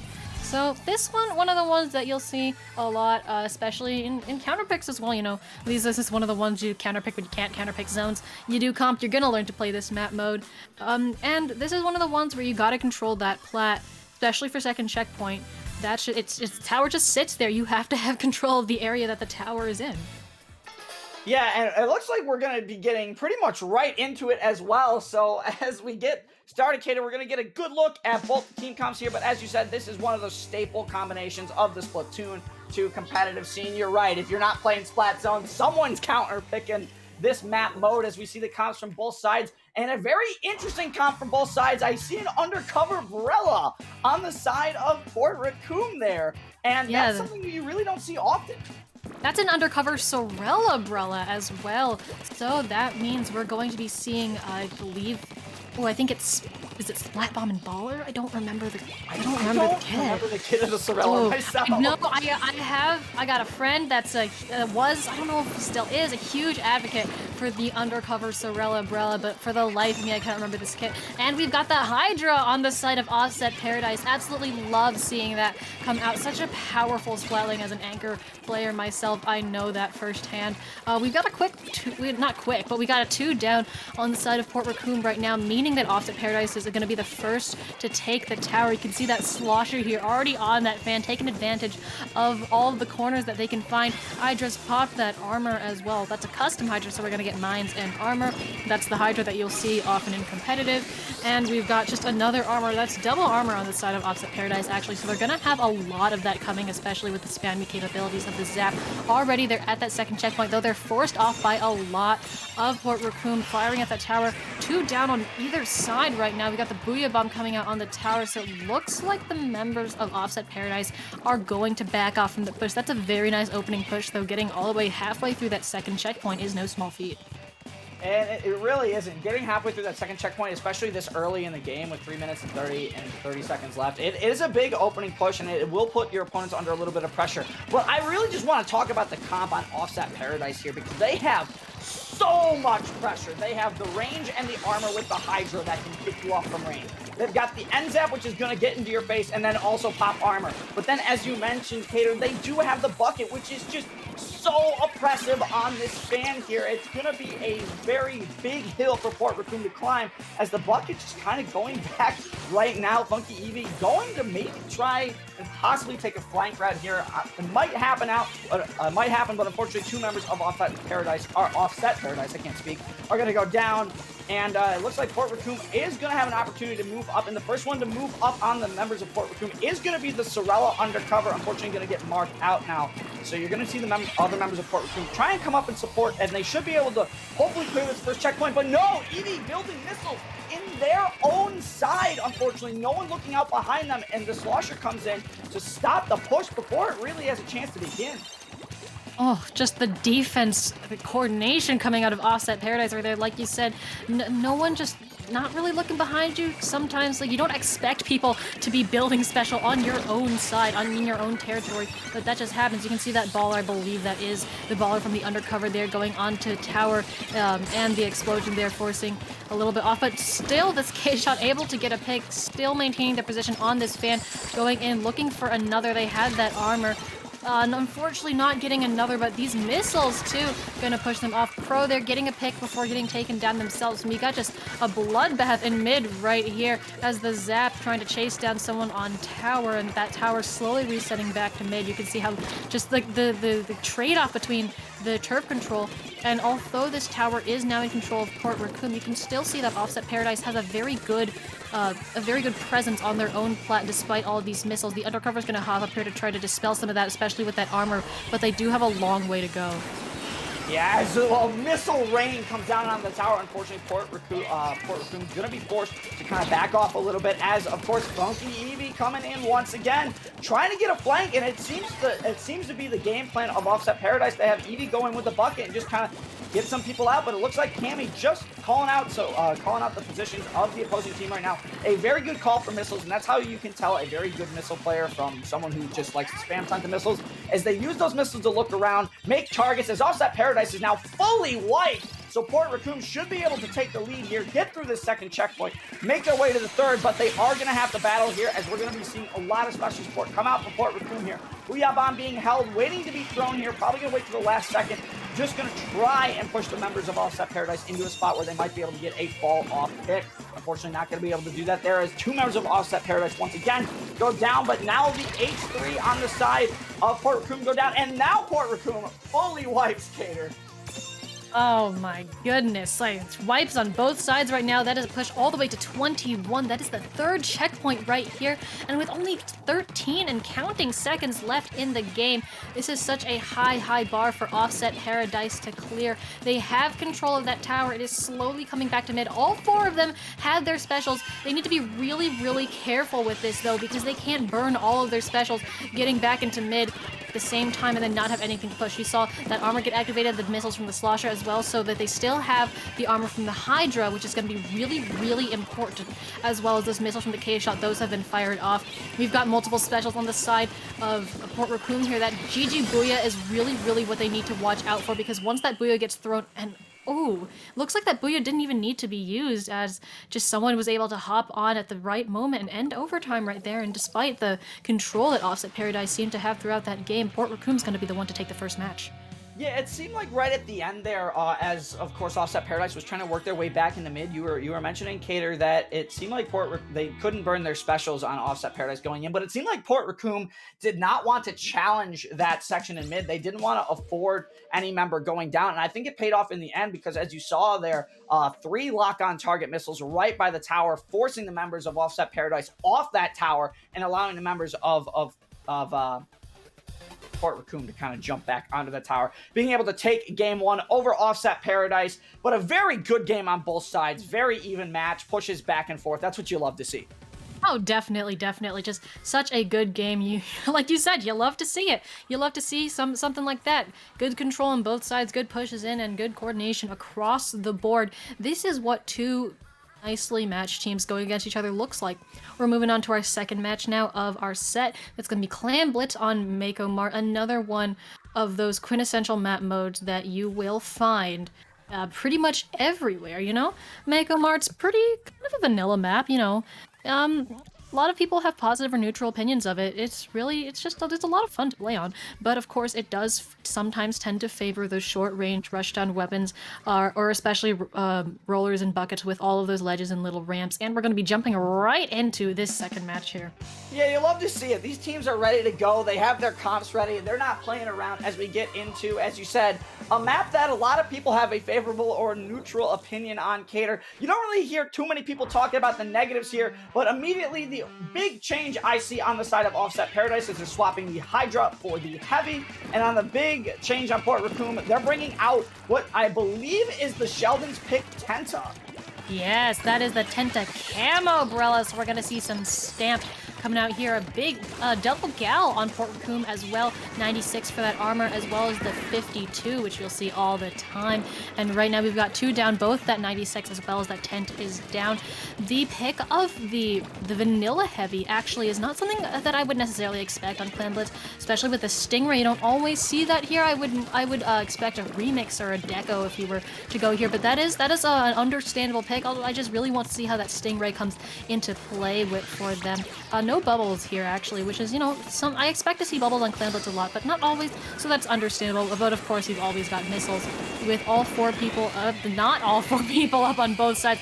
There is the Stingray coming out now, getting a pick on that Tenta, who had that stamp at the ready. That is unfortunate. So with that, it looks like Offset Paradise is generally does have a lot of control here. They have that power clamp as well. They're pushing forward, as you can see, looking for an opening, but that splash wall is not letting them go in. They're gonna try and get that push, and they do make that clamp throw, and I thought that was going to fall short, but it does make it in. So they're gonna try and get a couple more small clamps into that, especially with the armor. Hopefully they're able to get something done here. Yeah, and it looks like a couple members on the side of Offset Paradise on the flank here trying to challenge, I believe, the 96 on the side of Port Raccoon.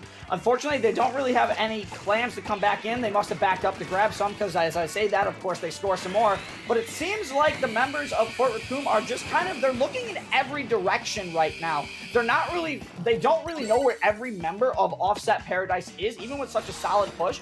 And Offset Paradise able to get it under that 60-point mark for their opening push, which is what you love to see in Clan Blitz here. And now the stamp is going to come out, and unfortunately, it's not going to work in the favor of the camo tent. Going to end up getting a trade here as some Tenta missiles coming out. Going to be marking the members of Offset Paradise, and now Tixie here trying to build up that Booyah Bomb. They really need an opening for the push right now. Mid is going back and forth right now, Cater. The Splash Wall is doing a great job of keeping them supported. Ink Arm is coming out. The Booyah Bomb's coming out, but unfortunately, a member of Port Raccoon is going to go down there, so 1 down on each side now, and they might lose a power clamp here in the span of it. They do. It looks like Massimo was trying to get that.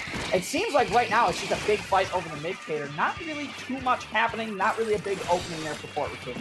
Yeah, a little bit of a stalemate as both of these teams look for, like you said, that big opening that they need to get some form of a push in, but both teams are able to keep a little bit of presence in mid. You can see that tent shield just roaming through mid, making that straight path, immediately getting painted over though. That splash wall, again, just blocking so much of those splatling shots. But it looks like, I was gonna say it looks like Offset Paradise is edging out in control here, but not quite, especially with that zap down the Booyah Bomb coming out. We've got generally a lot of clams on both sides. That power clam on the side of Port Raccoon looks like they're itching to make some form of a push here, but these missiles are going to say not quite yet. We've got power clams up on both sides right now, and still we have no big push heading into the last minute and 30 seconds of this match. Zap down in mid, but shot down on the other side. We've got, Evie there on the Carbon getting one in, but that is 3 down on their team. So they're not going to be able to get any follow-up on that. We've got a lot of people down on the field right now. As you can see, the Port Raccoon is going to try and make this into a position of their own. We've got the 10 here getting a pick. Very, very nice. But they've got the armor. They've got to get this in. They are taken out. That is so close yet so far right now. They've got 2 of their teammates down. One of the power clamps does go in. The second one is dropped, though the tent is the only one alive, and they're just respawning. So that is not going to make it in. That power clamp is unfortunately going to break. Yeah, Offset Paradise had a big situation there, Cater, where they were full down with with their last person coming off a delayed wipe, but they were able to get back in and put themselves in such good defensive positions where Port Raccoon wasn't able to capitalize on it, and now Offset Paradise just kind of running in with 30 seconds left for free here, and on that last push that we saw from Port Raccoon that they were trying to build, they ended up wiping because of the good defensive positions, and right now Offset Paradise is putting on a clinic of map control as armor now coming out for Port Raccoon. 2 members down now on Offset Paradise. However, Port Raccoon does need to create a power claim here within the next 10 seconds. It looks like they are going to be able to do that, as I see 1 member on their team holding 9 claims, but this is a massive push for Port Raccoon here. They need to keep the heavy down, which they're able to do. They get to pick onto the heavy. They're able to break the basket, but will it be enough as the tent up in there, of course, up in the spawn of Offset Paradise, just trying to keep them at bay. The jump in was huge. Unfortunately, I don't know if it's going to be enough. They're able to get one more clam in, just staggering it a little bit longer, but it looks like, unfortunately, the push is going to die right here for Port Raccoon. As that, no, never mind, the clam makes it in, but it's still not going to be enough. And Offset Paradise able to tie the set. Just 3 more clams would have gotten them that win, but unfortunately it is not going to happen. Another case of overtime ending just a hair too early. I mean, you can see, like, that push, that was textbook coordination right there, pretty much. Like you said, they kept the heavy down. You saw that Booyah teammates go in with the power clams, trying to stagger that, trying to keep the basket open with that last clam, but unfortunately it just was not quite enough. Still, though, a great fight from both teams yet again. So we'll be moving on to a Game 3, split zones on Piranha Pit, double zone map here. Yeah, and of course, coming into a double zone map, Splat Zone's Piranha Pit, I wouldn't be surprised if Offset Paradise brings back that, brings back the Stingray Heavy, especially here on Splat Zone's Piranha Pit. But I'll be honest with you, Cater, I did not think the Vanilla Heavy was going to put in as much work as it did in that Clam Blitz game. I was surprised. Honestly, I was too. I was a heavy player myself for a very long time, and I would not make that pick here, but that Stingray did seem to work out. You know, if you got good Stingray track and if you're confident in that weapon, why not pick it? I mean, you know, Mako isn't as big of a map as, say, you know, Reef, something like that, but so you can have a little bit more, you know, easier tracking with that Stingray. You don't have all of those places that people can run off to, but like you said, I wouldn't be surprised to see it come back here. Splat Zone's Piranha Pit. Piranha Pit's basically just a straight line. You can see right down the middle, and that Stingray is going to have a fun time. It is absolutely going to have a fun time, and I love that you called Piranha Pit a straight line, because you're right. I mean, that's all it is. Yeah, sure, it's got some wide edges a little bit with Splats on the Piranha Pit, but for the most part, it is really just a straight line. You know how they changed the map for Rainmaker Piranha Pit in Splatoon 2? That's basically what it feels like if you have a Stingray here for Splat Zone's Piranha Pit. From one end of the pit to the other, that Stingray is going to be very effective, so I wouldn't be surprised if we see that coming out from Offset Paradise. But Port Raccoon, the Tentabrella I thought was a good pick last game. I don't necessarily know if we're going to see it here again on Splat Zone's Piranha Pit, especially the Tentacamo. Like, Hammer can cause a little bit of havoc here, and yes, you're going to be able to defend your zones, but it might just be a little bit too slow for this map, so I don't know if that is going to be a viable option. But as we see both the team comps come out here, we are still going to be seeing the Tentacamo on the from the looks of it. I'm sorry, not Tentacamo, Vanilla Tent coming out of Port Raccoon here this time. Yeah, Vanilla Tent, and we've got that, oh, no more Vanilla Heavy. We've got that switch to the remix now, so that's gonna be Point Sensor and Booyah Bomb. Very, very excited to see how that plays out for them. And we've just got fights over the zones right now. Looks like it might end in favor. Yes, it does end in favor of Port Raccoon with 3 down on Offset Paradise. So that zap here that's gonna hold the armor until all of their teammates respawn, but wow, this is early, very early on, a lot of control for Port Raccoon. You can see them placing down those beacons on the side as well. So that's a really nice beacon placement, actually, really convenient, but it does make sure that Offset Paradise has to go out of their way to destroy that. Meanwhile, the members of Offset Paradise coming into the zone, Bubbles from the tent here, just hiding in from the carbon. They stayed alive, they got their shield back, and somehow they live, and 2 members of Offset Paradise are now down. That make that 3, that's another 3 down, with the Splatling being the only one left alive. So right now we are just seeing such a huge lockout, from Port Raccoon. And, you know, you see the members of Offset Paradise doing their best to come back in, but already we've got 22 points and change left. And really, this looks just, I don't know if Offset Paradise is going to be able to get back in. They've had 2 members down again. See Kipu here on the Splatling trying to get back in. There's 1 pick right now, but that's just not enough time. And that is our game 3.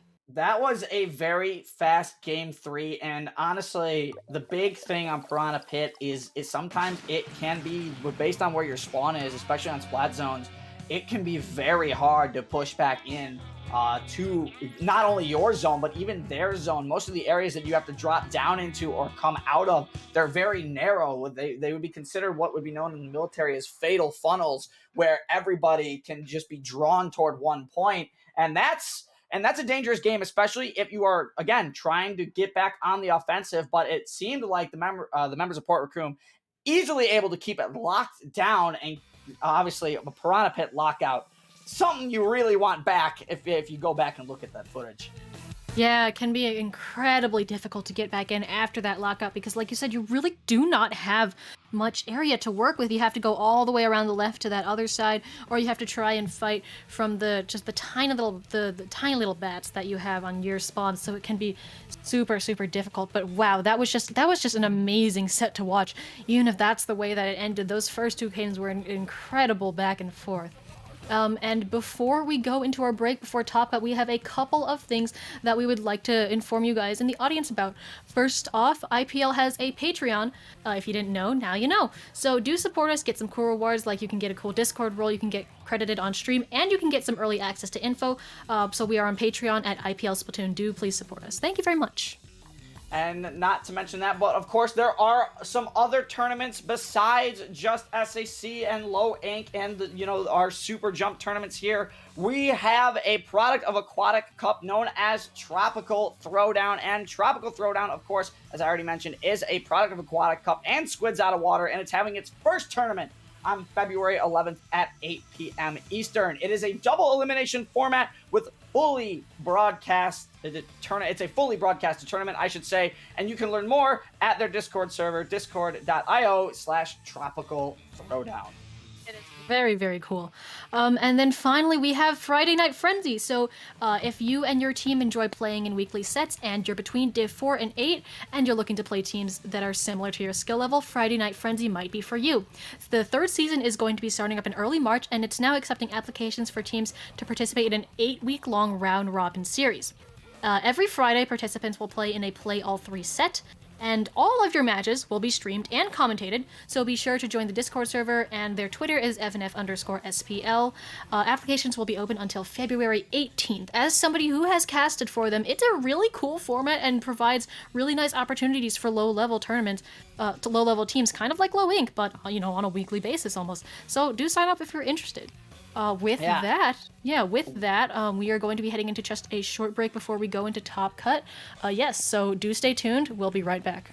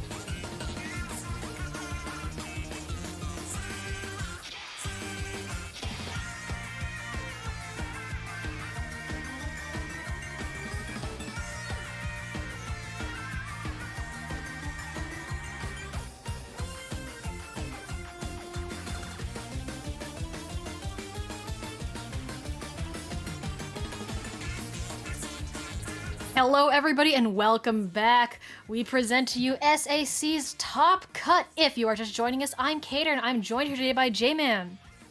Hi, what's going on, everybody? Welcome back. As Cater said, Top Cut, and let me tell you something right now. This is a way to start off Top Cut because we have two teams. One is an SAC vet from, actually, I'm pretty sure last season and the season before that, versus another team that I believe is going under, I might be wrong, might be going under a pickup name right now, but they're both teams I recognize. It is, or I should say teams and players I recognize. We have Campfire versus Nawal Gaming. Nice to see Nawal Gaming again, Cater. Oh, very much so. In Campfire, I've seen them around. They are very, very cool. I like this team a lot. I recognize a lot of the members here. Not so much Nawal Gaming, but I definitely recognize Campfire, and I just know, especially from what you said, that this is going to be a great set. We are going to be starting off this best of 3 with Splat Zones on Inkblood Art Academy, and then we're going to be heading into counter picks, which is what we do for Top Cut, so that's going to be exciting. We'll see what these teams decide to put on. If they lose, they get to decide the map, so, we'll see. It can make sets a lot more interesting. But Splat Zones on Inkblood, I tend to see Tower Inkblood a lot more in a competitive setting, but Splat Zones on Inkblood is fair, and Zone feels really hard to cap just because a lot of the time you forget that the top of the tower counts as part of the zone too, so you'll ink the whole thing. You'll be like, why haven't I capped the zone yet? Yeah, I do feel that, and I think what makes the zone in Inkblood Art Academy, specifically when you go into Splat Zones, I think one of the hardest things you also have to keep in mind when you play this is that this is a big zone. This is probably one of the biggest zones in the game, Cater, and it is, as you said, very difficult to cap, but both these teams and both the players on both these teams know what they have to do to come in to cap the zone. As you said, the top of the zone does indeed, or the top of the tower does indeed count, but it also acts as a nice defensive obstacle for a counter push. So expect to see both teams either try and use that mid tower to push their opponents back to their own platform, or use that as a defensive option to keep the teams from pushing in on them. The tower on the zone is everything here. Oh, very much. And if you have a long-range weapon, like even a leader or something like that, you might see brought in. You set them up on there, and that is amazing. That's an amazing position for your long-ranged weapon to be as somebody who's fought. Just fighting against something that has so much control over mid, so much control over even your plat. Really long-range weapons can reach so far when they're up there, and so really sometimes you end up playing King of the Castle with that tower there. And I feel like that's what most of these matches kind of boil down to, especially when you have teams that are currently ranked in our gold bracket, the 4th and 5th seed, going against each other. So this is going to be one heck of a set regardless. And immediately off the gate, I'm not surprised that Nawal Gaming is bringing out a Kensa sloshing machine in the form of Domino. And Chomper going to be rocking with, of course, the Splattershot Jr. and Darley backing up their long range on the Jet Squelcher. Honestly, a pretty standard comp, I would say, for Nawal Gaming here, as the first armor is already popped, as well as some missiles on the side of Nawal. And of course, inside Campfire, you got Omega on that carbon. That is, always going to be there. 2 down, 3 down now on the side of Nawal Gaming. So despite them getting that first cap, it is quickly going to go back to Campfire, who's going to take this opportunity to kelp here on that Zap. You can see them already going for their next armor while their teammates go up onto that plat. They take the lead, a small lead, but a lot. Very, very important. They're almost to that armor, as well as the T-Tech has that Inkjet at the ready, so that armor Inkjet combo is going to be really important. Plat here still in the side of Nawal Gaming, though, and they're going to take that to their advantage. We've got the Fizzies coming out as well, those missiles. Fizzy spam from the K machine is going to be really important here, but with that splash down there, getting more ink, but unfortunately they're going down. That's another 3 down with that splash now just respawning, and so now Campfire is on the plat of Nawal Gaming. We're already down to 33 and counting. That blob there, you can see them providing some support from afar. We've got the missiles pushing the members of Campfire back out, though, so Nawal Gaming could definitely come back and take this, especially because they have all of their members. We'll just have to see whether they can get enough paint onto the zone in time to cap it, because Campfire still has presence on the zone, although they do have that carbon down, but we are still in the single digits right now. I mean, everybody's fighting on the zone like their life depends on it, but it looks like Nawal Gaming is going to take that pick, and yes, there we go. That is a lot of penalty points, 71. Yeah, 71 is honestly, I think, one of the biggest flat tongue penalties I've seen in quite a while. And Nawal Gaming were taking their time to get back to the zone. They got the man advantage, and as soon as they got the man advantage, they immediately go 3 down again, and Campfire pushing Nawal Gaming back up to their plat. And maybe Nawal Gaming gonna have to try a little different strategy here. They might try and come out from a different angle. But the biggest thing we need to really mention here, Cater, is the plat. The plat, especially when you are pushed back on it, there's not a lot of room to move around, especially if you're Nawal Gaming right now. And sure, yeah, you can move around a little bit, and maybe you can position yourself like you see Darley with the jet up top. Unfortunately, if you drop down and get smacked by the carbon, you ain't living long at all. But it's very tough to push out of this plat, especially if you have your opponents waiting by this bottom wall. But it looks like Chopper putting in some more, getting a solid double to push their team back into the zone. They need a decap in time. They are able to get the decap. They just need to recap it, and they're able to fairly as well, Cater. And now the armor coming out from Chopper. 1 down on each side. The carbon is out. The carbon is just moving around. And that carbon is going nuts on the side of Campfire right now as Nawal takes a delayed wipe here. Yeah, Nawal right now hanging on by the skin of their teeth. 2 remaining still on this zone, but those penalty points are taking down very, very quickly, and Campfire still has a strong hold on this zone. We got a lot of bombs coming in, though, on the side of Nawal Gaming, but of course we have this Inkjet coming out from Storm here, looking for stuff, putting down a lot of pressure, not quite finding something. We've got that suction bomb launcher coming out from the Zap, trying to put some pain on the zone, but still, that zone just has not even been neutralized. That penalty going down, but that's a 3 down situation on the side of Campfire, so close to that knockout, but they are not going to get it. That is a 1 remaining with 44-point penalty, so that's still a decent amount of penalty, and Nawal Gaming doesn't have any penalty points of their own, so right now they need to have this clamped down, lockdown that Campfire has been maintaining throughout this whole game. 1 down on both sides. The armor weapon is down on both sides, so no armor for either team just yet. We've got this Inkjet coming out, though, as well as just all of the support, all this paint from the blob, and you've got to watch for that carbon, too. So much is going on. Campfire is doing their best to get back into the zone, and just like that, they have capped the zone again, but they're going 3 down. So with that, Nawal Gaming's just going to be able to take that zone right back. You can see they got wiped there, and so with less than a minute left, we can see this control almost flip. This is almost the inverse of what we were seeing for the entirety of this game before.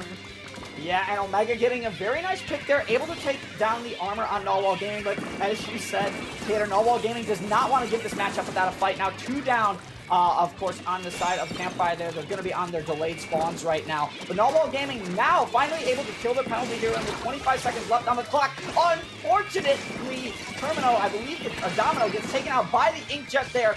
Not going to be enough. 2 members down on the side of Nawal. They are not able to hold the zone with 10 seconds remaining. It looks like it might flip back in the side of Campfire, and it does. But now you have a really big problem for Nawal Gaming. Not only do you need to get the picks, and they do with some assist from the Titan missiles, but now you have to re-kill your penalty here, Cater. And Nawal pushing up to the plat. They want to be aggressive here, but they need to be careful because they know the members of Campfire are going to be coming off their respawns from all angles. They just need to lock down the zone, but Campfire put Nawal in such a tough spot. They have to knock it out in overtime. They have to, and that's so hard. Oh, that is a full wipe in overtime, and that hurts. But that is going to be the game. Holding that at a 1 remaining, taking that into overtime is still very, very impressive, but we're still going to see Campfire get that first game of the set.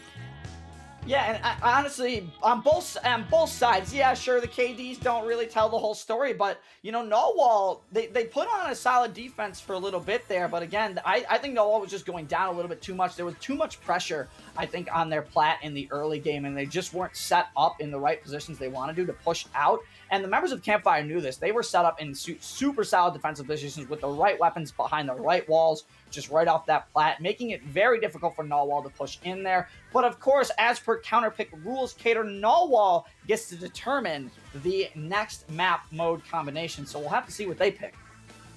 Oh yeah, definitely. Getting determined that can give you a big advantage if you pick something that you are very strong on. So we will have to see what we get, and we should be getting that counterpick hopefully very soon. Yeah, and I kind of want to talk about like how even both these teams are here. Again, I already mentioned that they're the 4th and 5th seed going into the gold bracket, but again, these are teams and players that have been in SAC almost, I would say, if not since their inception, since the relatively recent seasons. Obviously, Nawal Gaming, one of the SAC champions, an incredible team with incredible synergy. But then you see, of course, on the side of Campfire, you have Omega, an incredible carbon play, as you saw in that first round on Inkblot Art Academy. And then you have Storm. And Storm is just an all-around solid player fundamentally and soundly in I would guess, in their mental game. Storm likes to play mental games with you a little bit. It's kind of funny. Oh yeah, you know, having that mental stamina sometimes is really, really important as a player. Your mechanics, but also your mentality, the way you handle the game is crucial to being a good player. And so it's great to see players that have that, a mindset of improving, or, you know, it's just because you know we all have the, you know, the memes of people getting salty or whatever, but it is actually seriously very important to take this game, you know, in a way that isn't detrimental to your own health. Yeah, absolutely. And we did get the counter pick in from Nawal Gaming, and honestly, I'm not surprised they're going to Anchovy Tower Control. This is probably Nawal's strongest map mode combination, in my opinion, from what I've seen throughout their team and throughout their team's history with SAC. This is going to be a big test for Campfire because Nawal has an incredible comp for this, but I do not want to spoil what it is. Yeah, we'll just have to wait and see. And, you know, this is what I said. When you can't play zones, you pick tower control. You play Ancho Tower. Pretty much. This is a very, very common one. Yeah, when you can't play zones, you play tower, and you pretty much play Ancho Tower. So, I mean, I'm going to have to take your word for it. I'm going to have to be really excited to see what Nawal Gaming has to bring for this. Now, if you're Campfire here going into this game, I mean, you've got a 1-game lead. This is a best-of-3 counterpick scenario, and obviously Nawal counterpicking, again, their best map mode combination. So how does Campfire respond to this? Well, I kind of want to see their comp, as we are seeing one change on the side of Nawal Gaming, and a very interesting counterpick on the side of Campfire with the Blob Deco? Really? Blob Deco, and I think that's a custom blaster as well. Whoa, not something you see very often, but hey, understandable, especially since it's tower control. You know, you're gonna want to use that area of effect around the tower. It can be really, really useful. And of course, unfortunately, you're gonna go down pretty quickly there. That's gonna be 2 down on the side of Campfire, 1 down on the wall. Gaming. You can see that Stinger from the Sea-Jet already coming into play there. And that is going to be Nawal Gaming taking control of this first tower very, very quickly, heading up on that first checkpoint. You can see the Blob's arc shots doing their best, not quite in range to do enough damage. A lot of some suction bombs coming out right now, but that Blob is unfortunately down. We've got the missiles on the side of Campfire. But unfortunately, with one going down and this Booyah Bomb coming out, now we've got great momentum on the side of Nawal. Already they're at the second checkpoint. It looks like they're going to pass through that too. So Campfire's doing their best. Blaster getting a shot. 2 down now on the side of Nawal Gaming. That's the splashdown cancel. That's 3 down. Looks like the push is going to end there. But that push got all the way through that second checkpoint, which is very impressive. Yeah, and Nawal Gaming, they came prepared with this comp. The Sea-Jet, obviously, you gotta run a little bit of special charge with that Sea-Jet, and Nawal Gaming knows where to put that Sea-Jet when they need it, and that Stingray was absolutely massive. As the specials, I think, are coming out a little bit early from Campfire here. Yes, the members of Nawal Gaming are pushed back a little bit, and it's allowing Campfire to push up as Storm is gonna pop the Inkjet, but unfortunately, the Sea-Jet has the Stingray, and Nawal Gaming is in a position where this Stingray makes it very hard for to get off the tower. But unfortunately, the members of Campfire are going to be able to get off it and clear that first checkpoint. Unfortunately, their blaster is going to go down. Omega on the flank gets a couple hits on the armor, not able to secure the kill there. Going to have to back up and use some missiles. Going to push maybe 2 or 3 lock-ons there. Now Omega has to push up again, breaking the splash wall. Omega kind of in the middle of the field right now, sees the armor get popped from Nawal, and 2 of them are going to have to back up. Unfortunately, Omega goes down, but a solid trade on both sides as there's spikes breaking out all over the map right now. Oh yeah, I mean, it's not necessarily centralized. That splashdown pick from the K-Sheen gonna be really helpful there. Already taken out by a super jump though.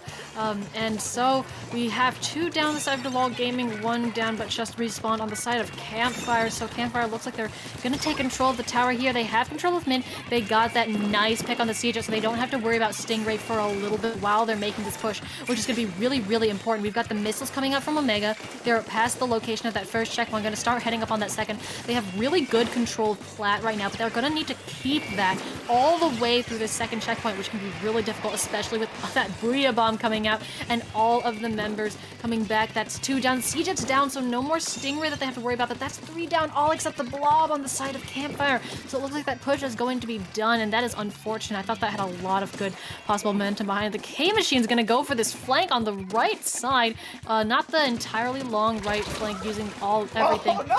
Oh, they get called out. Omega immediately seeing them, we're not having any of that today. A nice, a cheeky little position there, but it's just immediately spotted and shut down.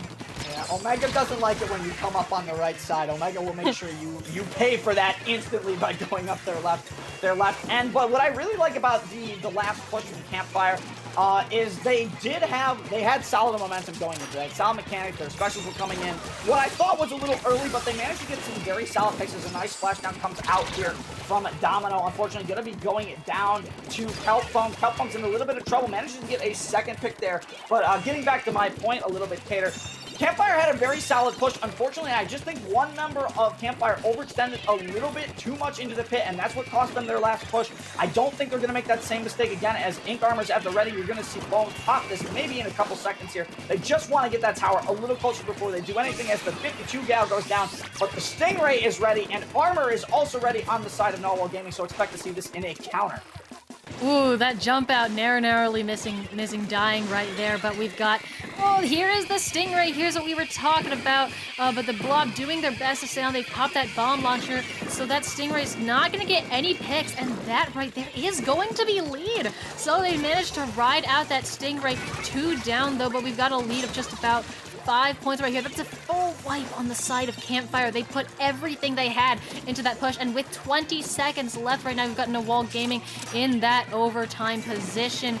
They've got just a couple more seconds, about 10 more seconds till overtime. That tower slowly but surely coming back towards mid, and you can already see the members of Nawal Gaming doing their best to take control of this plat, charge up their specials. The Cjet goes down, so they don't have that Stingray, but they do have the armor, the splashdown, the Booyah. So you can see the Booyah popped here, a little bit of an awkward position. Same position as the splashdown. Yes, does get 1. That blaster is now down, gets 2. So 2 down now, and already members trying, but somebody managing to sneak past using that, jumping right onto the tower. Yeah, they used the grate to jump on the tower there for Campfire, and I don't think the members of Nawal Gaming were ready for that. So Campfire actually able to hold on there, Cater, and it looked like a dominant game for Narwhal up until that last push. Very, very impressive, and that just goes to show that in Splatoon and a lot of things, but especially in this game that's so fast-paced, it is not over until it is over, and that is going to be our set. Wow.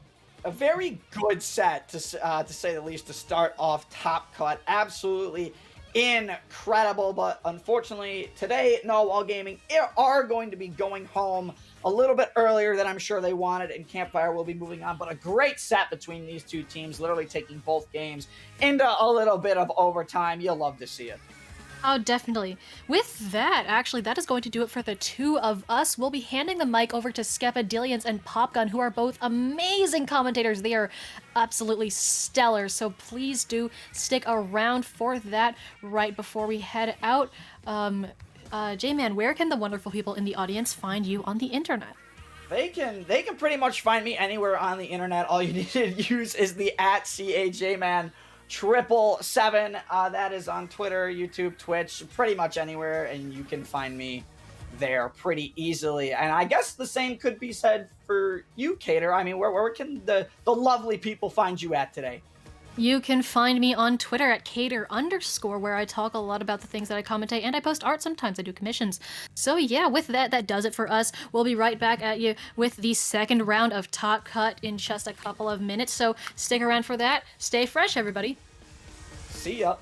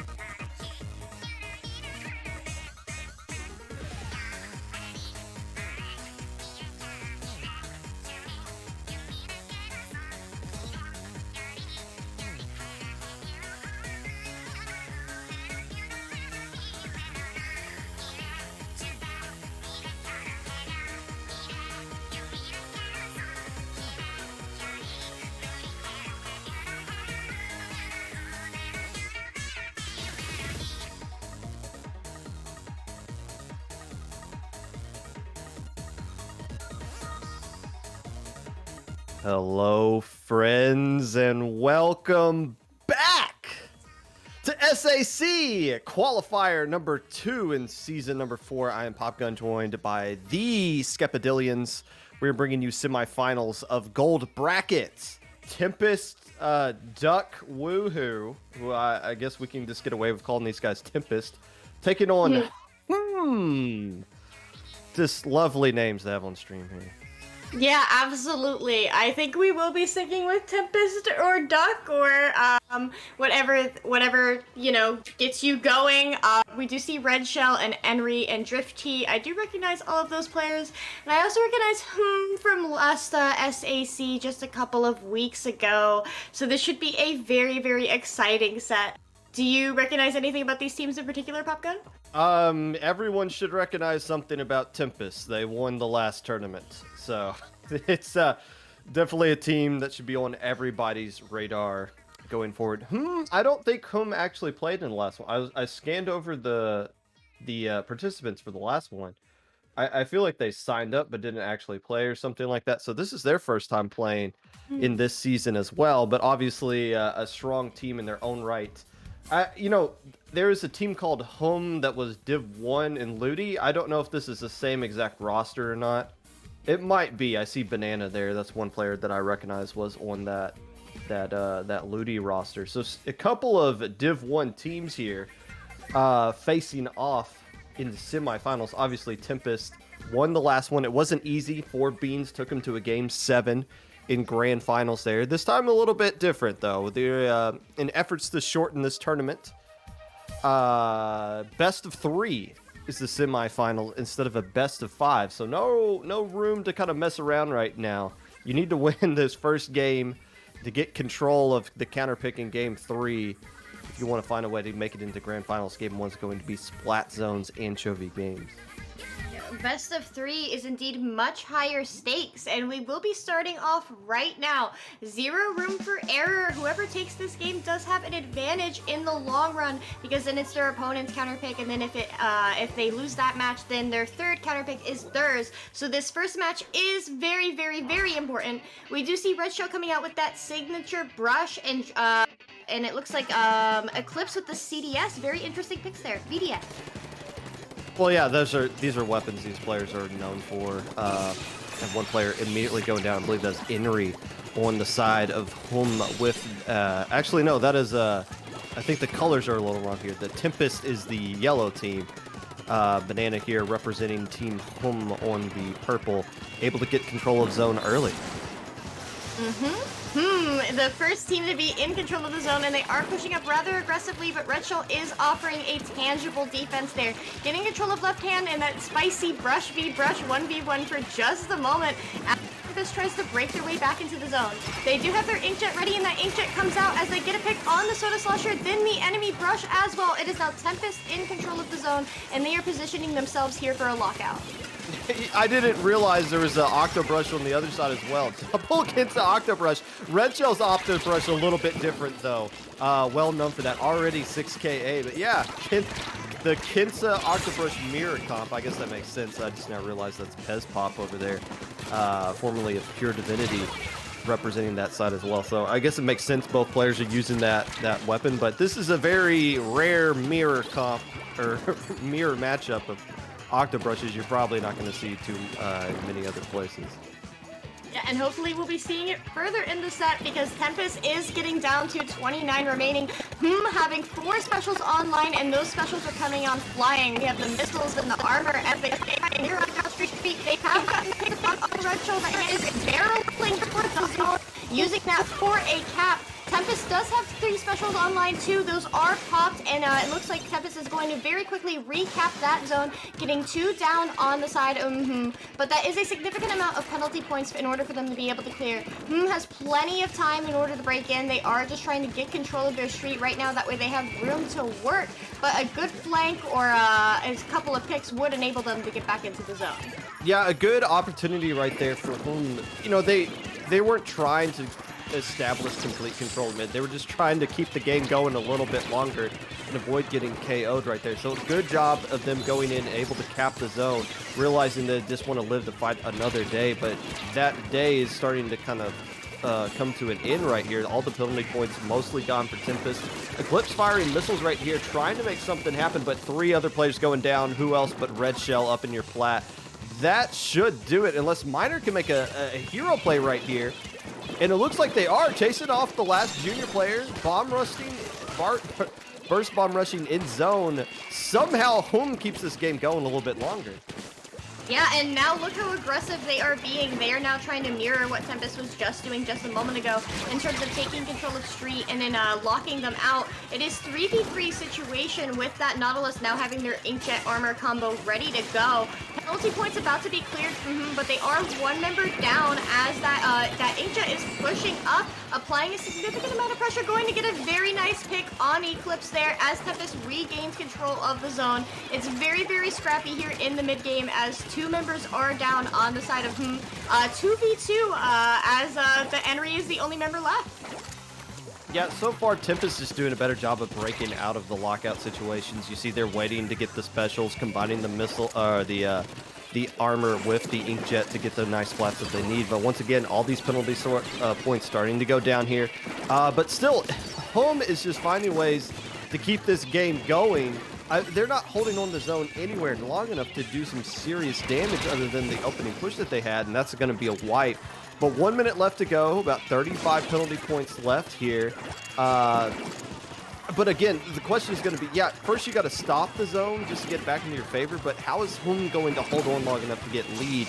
That's the question they need to figure out, and they got 45 seconds to do that.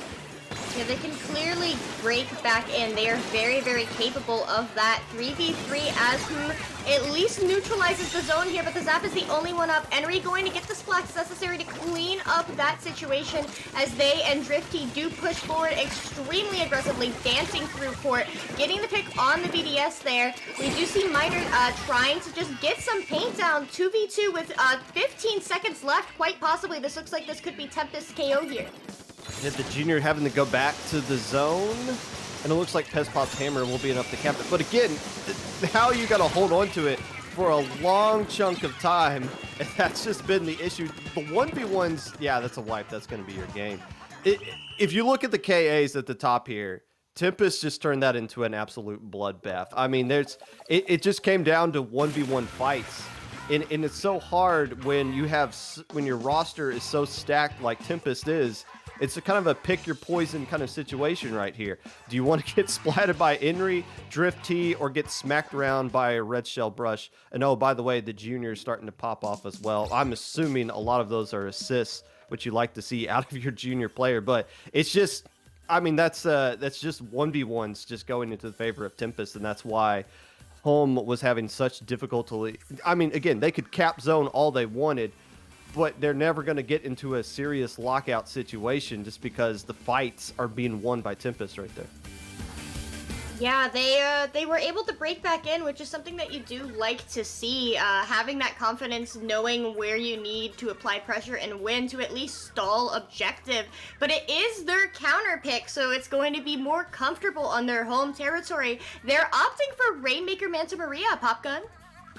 Yeah, and they entered the chat picking this map, so I kind of scolded them a little bit. It's like, you only make a counter pick if you lose, but now they have lost. Rainmaker, Manta Maria.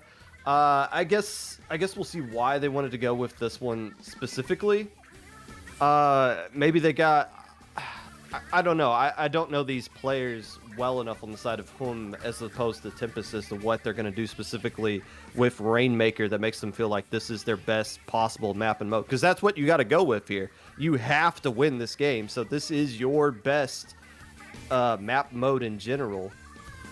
Maybe, I mean, they're still going to see a lot of speed coming out from the side of Tempest.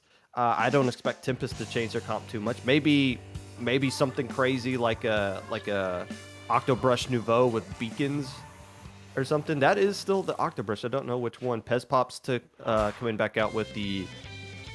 No, both players opting to stick with the Kinsa one, with the hammer.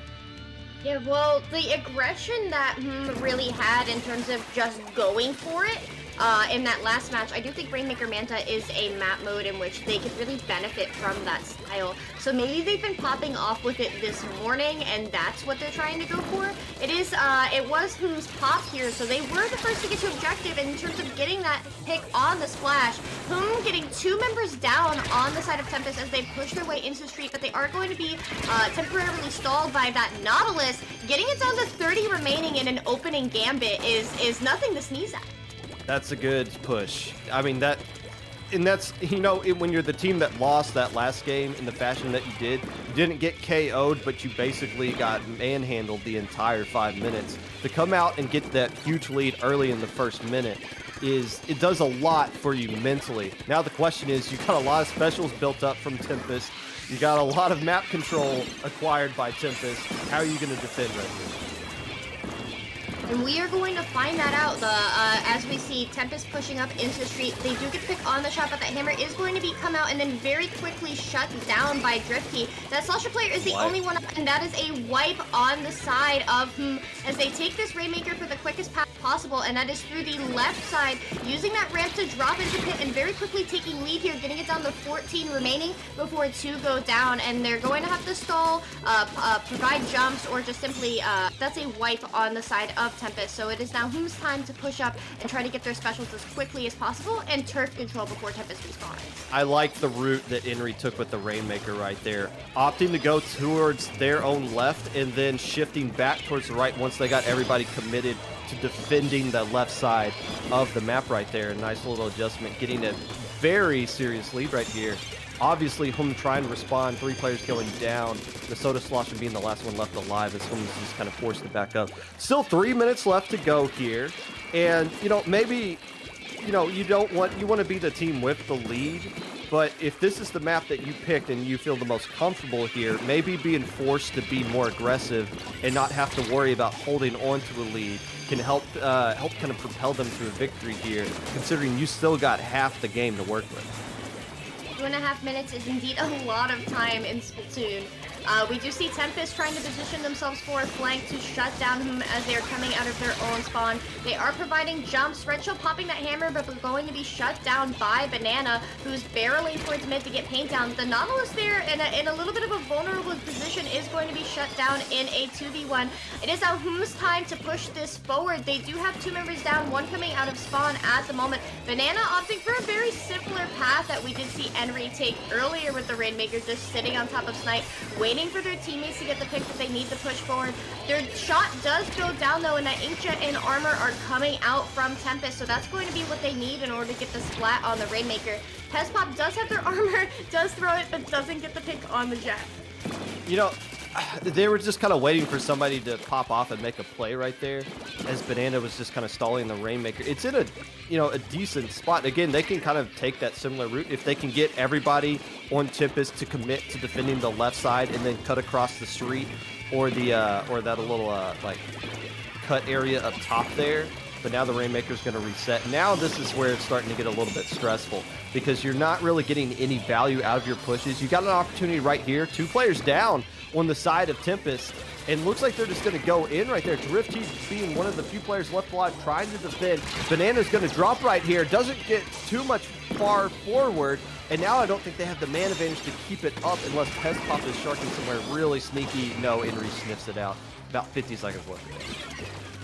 15 seconds, and Tempest using that time to reset the Rainmaker. We do see the Soda Slosher Miner going down, getting picked by Enry. They have plenty of time to let this Rainmaker reset and then possibly just stall and contest the pop so that way Hmmm doesn't get anywhere near it. But it is now a 3v3 situation with Hmmm in control of mid here. Those missiles are coming out, and it looks like they were trying to go for that Rainmaker before it reset. Eclipse getting one pick, but going to be picked by Drifty. Moving forward, now trying to shut down any attempt of a push that Hmmm is going to have here. Once again, 2 down on the side of Tempest, and they're opting to take this for the cut push. They do have to worry about all those bombs being lobbed at their feet, though, if they try to drop, especially with that hammer coming out from Red Shell. Oh, it cleans the pick on the Maker. Oh, no. Fire being one of the last player left alive for Tempest here, though. There's still an opportunity for Hmmm to win this one. Waiting for the teammates to jump back in. Eclipse trying to stay safe in the enemy bunker, but there's a Red Shell working around their left side, and there's a slap fight going into the favor of Pez Pop, and then somebody comes around that right side. Not sure what got that splat right there, but ultimately, you can't say Hmmm didn't have their opportunities. I kind of like to grade a Rainmaker match based on how many times were you able to make a push deep into the enemy base. Hmmm was able to make more pushes deeper. It's just Tempest's one push was just too much for Hmmm to overcome. But a good effort, obviously, by both teams. A lot more neutral than that last game was, but best of 3 time is run out already. Tempest moving on to grand finals. Hmmm is slinking down to 3rd place. Good job for them. It was definitely a very spicy match. And congratulations to Tempest for moving forward. I can't wait to see this grand finals match, and we will be back in just a moment.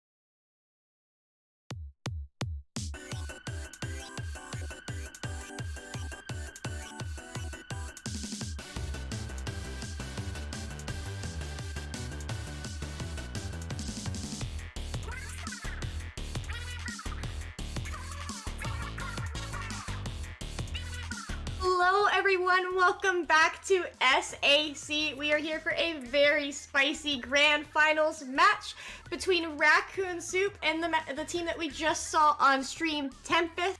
Raccoon Soup having some members from Sirius, and Tempest obviously very capable of their pop-off moments, which we just saw. A pop gun, are you excited? As soon as I get done stretching, yes. So the team you did not see on stream last match, Raccoon Soup. Very familiar with all of these players. They're called Raccoon Soup because Bandit, I guess a raccoon kind of looks like a bandit, and Bandit many moons ago was on a team called Ravenous Raccoons. They also have a player called Soup, so that makes sense. This looks kind of like a serious pickup. Danish here as well, and I believe that is Kinto, who normally uses kind of tetras popping off right here. Just kind of looking back over this one, I don't think Raccoon Soup, yeah, they swept their way through this bracket. 2-0 Crocs, 2-0 Campfire, who you saw swept Nawal Gaming earlier. So Raccoon Soup, and I don't know if they've lost any game. I know they've won every single match so far. I don't know if they've lost a single game all tournament long either. So this, if we were looking for somebody to pose a serious challenge to Tempest, it might just be Raccoon Soup here. I guess they are quite the serious challenge, Popgun. Well, I believe the first map mode that we are starting on is... Okay, I am unaware of the map mode that we are starting on. Are you aware of such? I was just looking over. Raccoon Soup actually lost one game. Just one so far today to some team called Raysite that I haven't heard of. But I'm using my magical powers to figure out game one is going to be Splat Zones at the Reef. Now, Bandit is going to use a charger weapon of some sort. Bandit, one of the... Charger is just a dying breed in general, just because of the meta that we're in. If you're going to play Charger, you need to be really freaking good with it. Bandit is really freaking good with the Charger.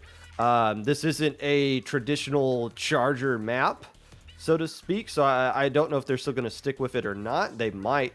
But it's definitely not going to be the same kind of Octobrush mirror comp that we saw come out in the last one with Hmmm versus Tempest. But yeah, I still expect we're going to see Tetras coming out. I believe Soup does Nautilus, maybe. But I don't know how that's going to work with a Tetras and Danish, who I believe I call Danish something completely different every single time I commentate them. Danush!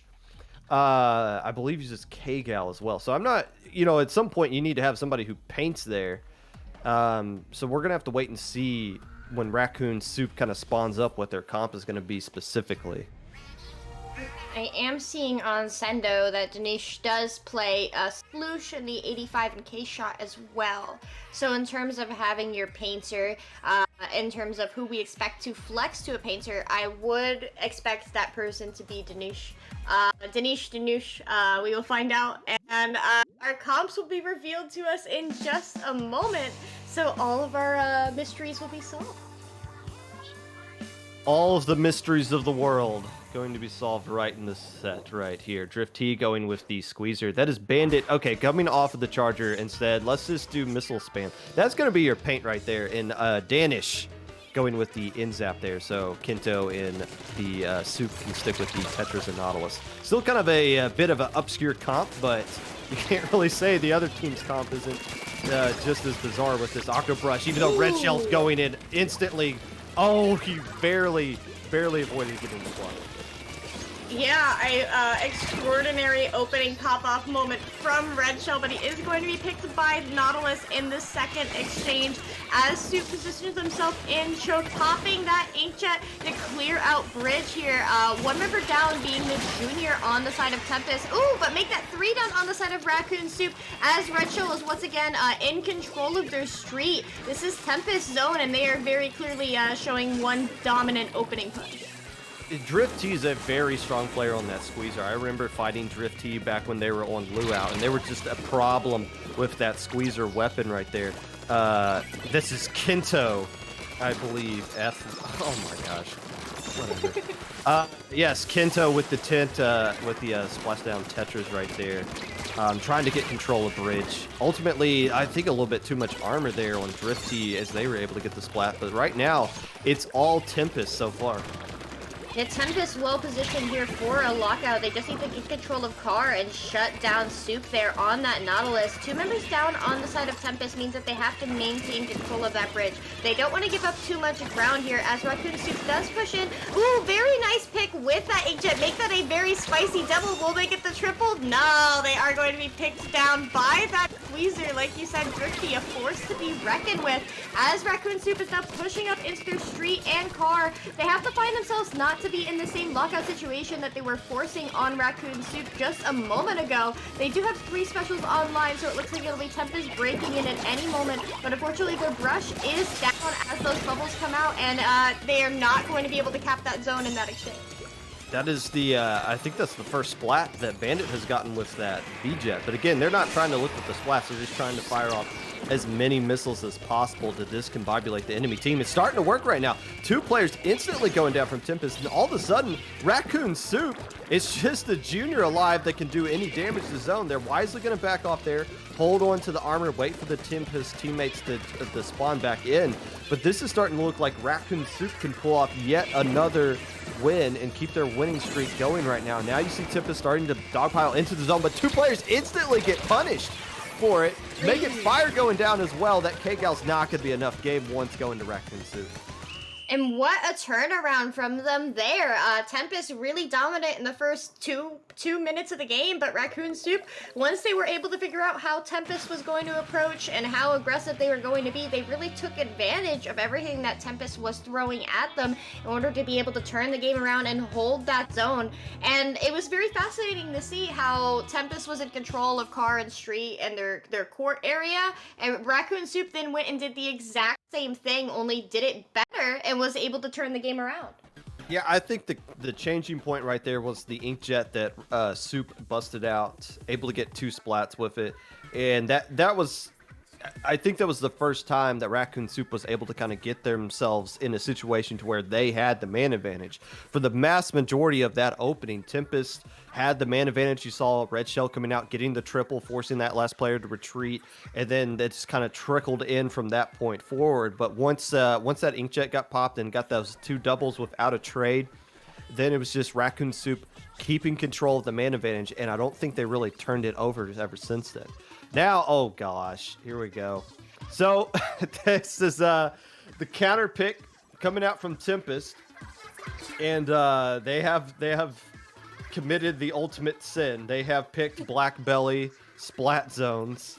I mean, when you have a little bit of an unorthodox comp, which, you know, it's not like their comp is crazy different or anything other than just the Octobrush, but when you have a little bit of flexibility in what you can use with the roster that you have, maybe you can try to pick this map and see, okay, let's see how flexible you guys are, because this is a map where a lot of weapons, it's not that some weapons don't work here, which some flat out do not, but it's just more of like there's some weapons here, aka Tri-Slosher, probably that Octobrush as well, that just work really, really, really well here if you can just kind of stand on top of that tower. Yeah, there are many things that can work well on Zone's Black Belly. Anything with Storm, in my opinion, can be used very effectively in order to clear down that top area and enable a push back into the zones. Explo, Nautilus, even we expect Nautilus to come out, but more importantly, I think this is about shutting down the Tetras. Because Tetras do not perform well along the curvature in the hills and all that you have to deal with Black Belly. So if you're trying to eliminate one of Raccoon Soup's tools, getting rid of those Tetras are a priority. Yeah, and well, I mean, the obvious solution is to go to a Tri-Slosher yourself, which is exactly what Kento is doing. So double Tri-Slosher coming out. And no comp change hardly at all. I mean, Drift T has gone off of the Squeezer and into the K-Shot, but Raccoon Soup comp looks more like the reason why so many teams hate playing this map and mode in general, just because double Tri-Slosher is going to be pretty effective here, especially if Bandit gets control up top with that V-Jet.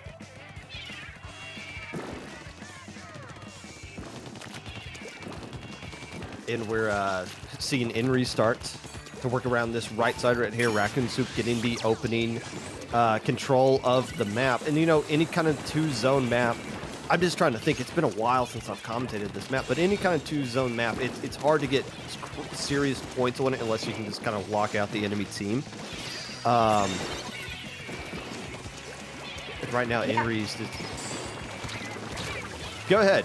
I think I lost you for this. You're back. Yeah, unfortunately.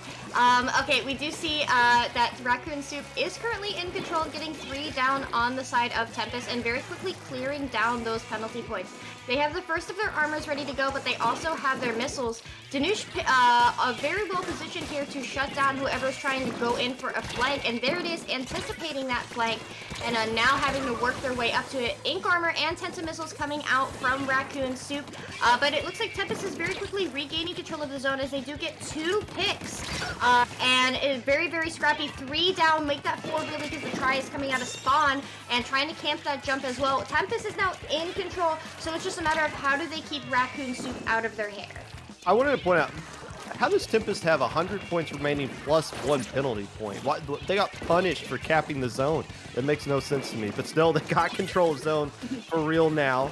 But again, all it takes is these Tri-Sloshers to come back in. These Tri-Sloshers currently combined have 14 KA in the first 2 minutes. And just starting to continue the work right there. Yeah, Tri-Slosher playground right here. And it's really showing for Raccoon Soup. Yeah, they are beginning extremely dominant and now working their way up towards hills. Tempest, getting 2 picks there. It is a 2v2 with Red Shell having to fall back. They don't have the paint in order to be able to push up here, but they do have 2 specials online. Raccoon Soup has cleared down those penalty points. Missiles coming out. Red Shell having to move around with that hammer. Going to be shut down by one of those, that Nautilus on Snipe there. 2 members down on the side of Tempest, meaning that push is going to come to an end. It is now clean up time for Raccoon Soup as they get down to 40 remaining with 2 minutes left in the match. They know somebody's over in half pipe. They're just trying to shut down every single area that Tempest is attempting to take control of. And they're having quite a hard time here. They are, well, I mean, they're just not winning fights. I mean, this is how Tempest won that first game against Hmmm in the last set. They were just bullying the other team. This time, it's a completely opposite situation. You got 3 players with already 10 KA, and the most KA somebody has on the opposite side is your junior with 6. That's not a good recipe for success right now. And even though the man advantage is on the side of Tempest, they're having a lot of difficulty capping zone. They finally do, but they got to hold on to zone for a long time. They need to get a wipe right here if they want to do anything kind of sustainable. Taking care of 2 players and forcing another one to jump back, F-word getting taken down, all of a sudden, okay, there's your wipe. And here's your first situation for Tempest to do something serious. Yeah, and they're heading their way towards good special Lacan. They do have those missiles on. They're very close to armor as well, realistically about halfway. The Red Shell does have that hammer to work with. They do have one of the tries down. Red Shell just needs to stay alive in order to maintain that special, but them being there is such a distraction for Raccoon Soup.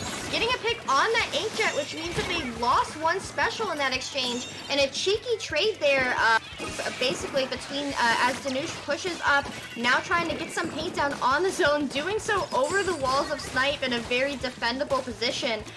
3 down on the side of Tempest with 1 point difference in between them there. Raccoon Soup does retake the zone back with 30 seconds left in the game. Tempest's penalty is huge. That was a smart play by a Danish. I can't believe, well, I mean, just the heads-up awareness of where I am and how I can affect the zone even where I'm not. I can arc the shots over the wall, and that's just enough to stall it, and that gets the 1-point meme into Raccoon Soup's favor. You see Drift T popping this Booyah Bomb here, throwing it on the backside zone, but not able to secure their own side of the zone as well. They do have the man. 2 more players instantly going down. It's just Red Shell now trying to hold on. Red Shell can't cap both zones at the same time. Raccoon Soup proving if the idea was to force Raccoon Soup to change their comp, they said, okay, we bought the Tri-Slosher from Sheldon a while ago. I think we're going to be just fine. Raccoon Soup 1 game away from winning this tournament. It only takes 18 1. KA. My goodness. That's insane. And 10 missiles from Bandit. That's quite a lot. Yeah, I mean, it just, I don't know. I mean, that's that's how you win that map. You just use Tri-Slosher, you combine it with some other things, and I mean I don't know. I guess the idea for Tempest was let's pick something again, like you said, yeah, it forced them off Tetras, and maybe their brush was working out, but that Raccoon Soup just dominated that game the whole time. Tempest finally got a wipe, and they got a lot of good points off of that one push that they got right there. But again, who's winning all of the 1v1s is the Tri-Sloshers just bullying their way through there. And now we got one more counter pick. And here's another thing with the counter pick system that it is, where if you win on a mode, you can't go back to it. Now, if Raccoon Soup loses this third game, they have the other 3 modes to work with. Since they won both their games on Splat Zones, if you counter pick Splat Zones, you have to win it. Otherwise, you're giving such a monstrous advantage to the other team when it comes to their time to make a counter pick there. And Tempest hasn't made a counter pick yet, so they're going to take a little bit of time to figure that out. But yeah, that's a critical game to lose right there for Tempest. You mentioned at the start of the set, Raccoon Soup flexibility within their own comp was what really enabled them on Splat Zone's Black Belly. So we just have to see that Tempest has to be careful about what map mode that they are picking, and it does look like they're going to opt for Tower Control Manta Maria. But they did perform very well on Manta in general last set, so maybe they're trying to carry that, Manta energy forward into this set to enable them for this reverse sweep, because they do have to win this one and then the next 2 subsequent matches in order to be able to take finals.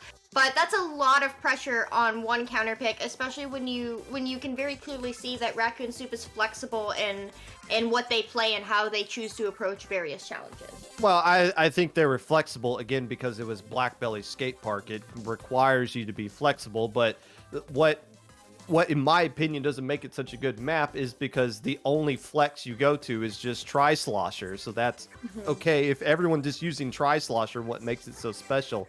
But Tower Control Manta, I think Raccoon Soup's just going to go back to what they traditionally do. I think they're just going to go back to the Tetras, the Nautilus. I guess the question is, Bandit, are you still going to be missile spam, which has been working out really well in combination with everybody else, or now that it's Tower Control on a map like Manta Maria, are you going to go back to that charger?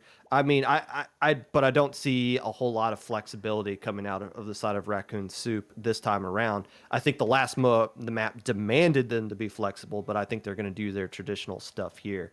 The question is going to be, what is Tempest going to do differently? Because I mean, yeah, like you said, they're probably going to use their same comp that they used in the Manta one, and they do have, like, Drift T's been able to switch between a couple of different things, but their main mentality is not going to be different. You're still going to be working around that Octobrush that you have, but I mean, just the other players that were popping off in the last set were really just struggling right here.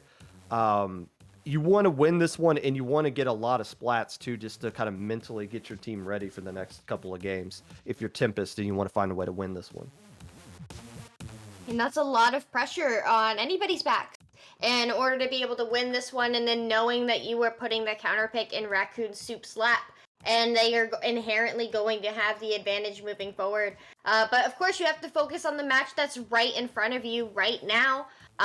Because they have to win this one, right? And Raccoon Soup, I have to imagine they're feeling very, very confident. Like you said, they've only dropped 1 game so far this entire tournament, and that is nothing to sneeze at. I'm sure they are riding high off of quite a lot of adrenaline and energy, knowing that they are almost there. And in terms of combating that mental energy, Tempest does have their work cut out for them, but I'm sure they can do it. You know, Raccoon Soup's only lost 1 game all day long, and I'm looking at the wrong turn. I'm trying to figure out who it was that they lost to. It's a team called Ray Sight, I believe, and I don't really know. You don't know the context of what caused this game to lose. Maybe there's just like a DC or something, or who knows with that. But still, yeah. Other than that, Raccoon Soup's been winning all day long. And I think we're just waiting on one player to kind of fix their name. Just an FYI going forward. I mean, any of you who pay attention to Loic kind of know this. Just make sure your names match, because it's it's ridiculous. I mean, especially in a tournament where you have to verify everybody. When you change your name constantly to something stupid, it just slows things down for the entire tournament, and that's kind of why there's a bit of a delay right here. But hopefully that name can get changed and we can have we can continue this set. Regardless, another thing I want to point out, unless this name change takes up another 2 hours, this tournament's going to be significantly shorter than tournament number 1 by literally about 2 more hours. I think the last one ended at 8 o'clock Eastern time. This one potentially could end before 6. Yeah, and that's a lot of time saved for, of course, the players. And can't imagine how exhausting it would be to play a tournament this long, and especially going all the way to grands. In addition for the TOs and for our lovely streamer Kiera, and that's a lot of time being active in Splatoon and having your brain in the team. So 2 hours shorter is better for everyone across the board, and I'm sure it'll be much healthier moving forward for everyone involved. Healthier. That's what we like. We like healthy tournaments here. I don't know. Is raccoon soup healthy? It might not be. Now that I think about it. That's some good southern cooking. Yeah, that is some deep southern cooking right there. You kidding me? Raccoon soup. I bet you that's an actual thing somewhere. I'd place money on it. I would. This is the part of the stream. Raccoon soup. This is what happens when you guys don't use your actual names. The commentators just start debating raccoon soup. If it's an actual tasty thing or not. Finally, let's play some Splatoon here. Raccoon soup, 1 game away from winning this tournament. And yeah, no real comp change over there on their side of Raccoon Soup. Instead, it's Drift T going with the orange in-zap. A little bit of missile spam themselves coming out from Tempest. That ends up already having missiles in 10 seconds into the game as everyone rushes for that tower. We do see all those missiles landing on the bunker does give Raccoon Soup a little bit of trouble as they try and break in. Danish is now in control of that bunker and well positioned here for a flank on that 489 player. Unfortunately, does get called out and picked by the Nautilus as there are 3 members down of Raccoon Soup and a Nautilus 1v1, ultimately becoming a 3v1 is going to take down that last remaining player as Tempest takes control of the tower and is beginning their opening push, barreling towards that first checkpoint. Ooh. Red Shell really went in right there and got punished for it. Still, it's going to be enough to clear this first checkpoint, but who cares? It's not really the most difficult one to get across. And it looks like Red Shell's able to come back in, and well, now it's the last player left alive. 1v1 situation. Bandit just chasing Red Shell away, making sure they can't hop onto the tower right there. But you saw Tempest going in on that push, trying to make some splats to keep the fight away. So the positioning very aggressive for that first checkpoint. That ultimately was enough to get across that first one, but again, wasn't enough to make it a sustainable push. Those missiles are coming back out online, and so is the armor jet. Red Shell does have their hammer ready to go and is trying to shut down that poor player on top of site, going to camp this jump now as well. The Tetra players are going to cheekily dodge and stay alive. There's a lot of show happening for this push when the tower hasn't even started moving. There were 3 down, and that was plenty of time for Tempest to be working their way into street, but they just weren't. Now finally we're seeing that tower moving. It is heading towards that second checkpoint, but the tower rider in the form of the 89 is down, so that tower is stuck where it is, at least for now, and the counter missiles coming out from Raccoon Soup are going to be able to take down the Nautilus. That is a little bit of a stagger there on Tempest's side as Raccoon Soup gets control of their own elbow back. Yeah, Raccoon Soup able to just kind of clean up right here. Again, with this map, it just kind of comes down to who can get across that second checkpoint. I say that about every tower control map, but it's so true. The second ones are so critical. So Raccoon Soup, yeah, they're down a checkpoint and a half. As Red Shell greets themselves to Bandit, but 2 more players going down. It just kind of comes down who can clear that second one. And Tempest isn't even able to approach that second one just yet. They're going to have to at some point because 59 remains not going to be enough to win this one. But I'm kind of surprised Raccoon Soup has struggled to get across this first checkpoint. They had a man advantage, and they still do right now. And here it goes. That tower is at that first checkpoint, but Soup and Bandit going to opt to just leave it where it is, possibly provide jumps or just keep up stimulus on the side of Tempest.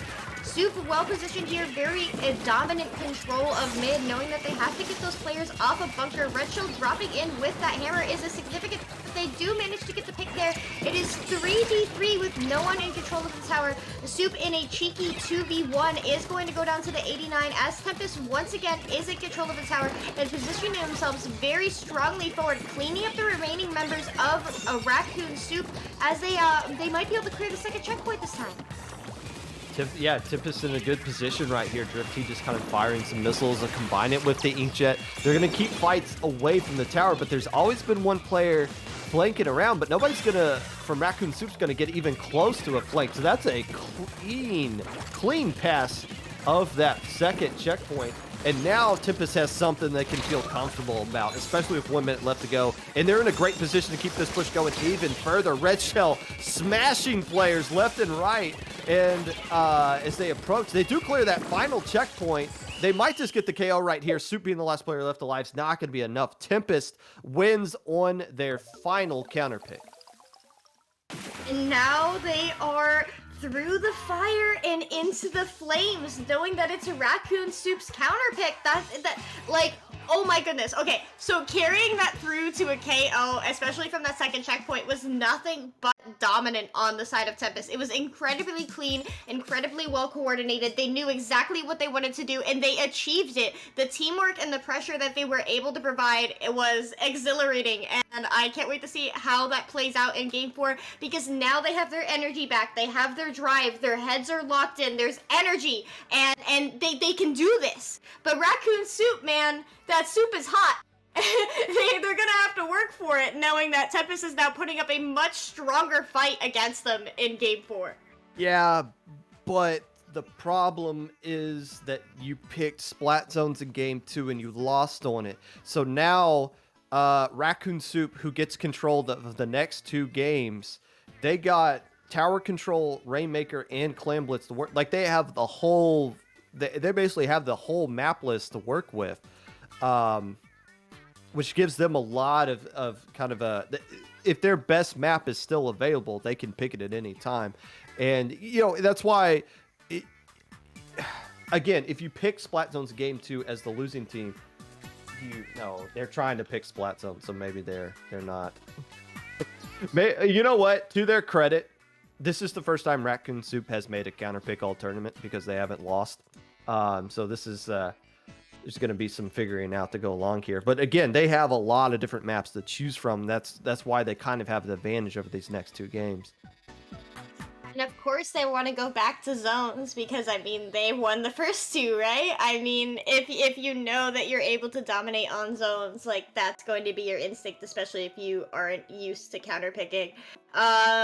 They probably are not going to want to go back to tower control, but I would be curious to see if they opt between Rainmaker and Clam Blitz what they're going to choose. If I had to put my money on it, it would probably be Clam Blitz, because while objective is decentralized, it leaches stationary and you know where your opponents are generally going to be, unlike Rainmaker where they could literally be anywhere. So for the question then from there becomes which Clam Blitz? Well, I think just because they lost on that tower control, I don't think that means they got to abandon tower control and completely. I mean, that was the best tower control map that Tempest has because they had to pick their best map right there. So if you go back to tower control on a map that kind of fits your comp a little bit better than what that Manta Maria map was, then yeah, tower control is going to work out fine. Yeah. Clam Blitz might be a little awkward just because they have the anchor player, which, you know, depending on how you feel as a Clam Blitz anchor player, sometimes people like playing with that, a lot of times people don't, so it might not be the most comfortable for a team like Raccoon Soup. But again, the point is they have a lot of options they can work with, and clearly they're taking as much time as they... Oh, they are going with Clam Blitz, and it looks like Piranha Pit Clam Blitz. That makes sense. You can V-Jet, you can C-Jet as well on Piranha Pit. You can do a lot of damage with a jet here, even on Clam Blitz map. Yeah, it's probably one of the most dominant map modes for a C-Jet in the entire game. Given how long and narrow it is, one ray can possibly even get a quad here if you have enough chip damage spread throughout in combination with the right things. I could definitely see why they would opt to go for this map mode given what they have been running. And the question then becomes, what does Tempest bring out to work against that? Are they anticipating a C-Jet? Or are they just going to opt for their comfort picks? How much counterplay is going to go into what is being decided here? Yeah, I don't think they changed too much from that last game. I think they realized putting Drift Heat on that orange in zap is going to help out a lot to spamming missiles. So even if I don't think they're going to do C-Jet specifically, but even if they did, they got the missile spam to kind of throw off the rhythm of that C-Jet. So I think the adjustment to bringing Clam or Tenta missiles with that orange in zap is what Tempest is going to stick with. Especially on a map like this where there's just so many different areas to paint and you can fire off a lot of specials as you need. And Clam Blitz Piranha is a map mode that does tend to snowball. Once an opponent is in control of your basket, it can be rather difficult. The tendency is to feed and to drop into dangerous situations.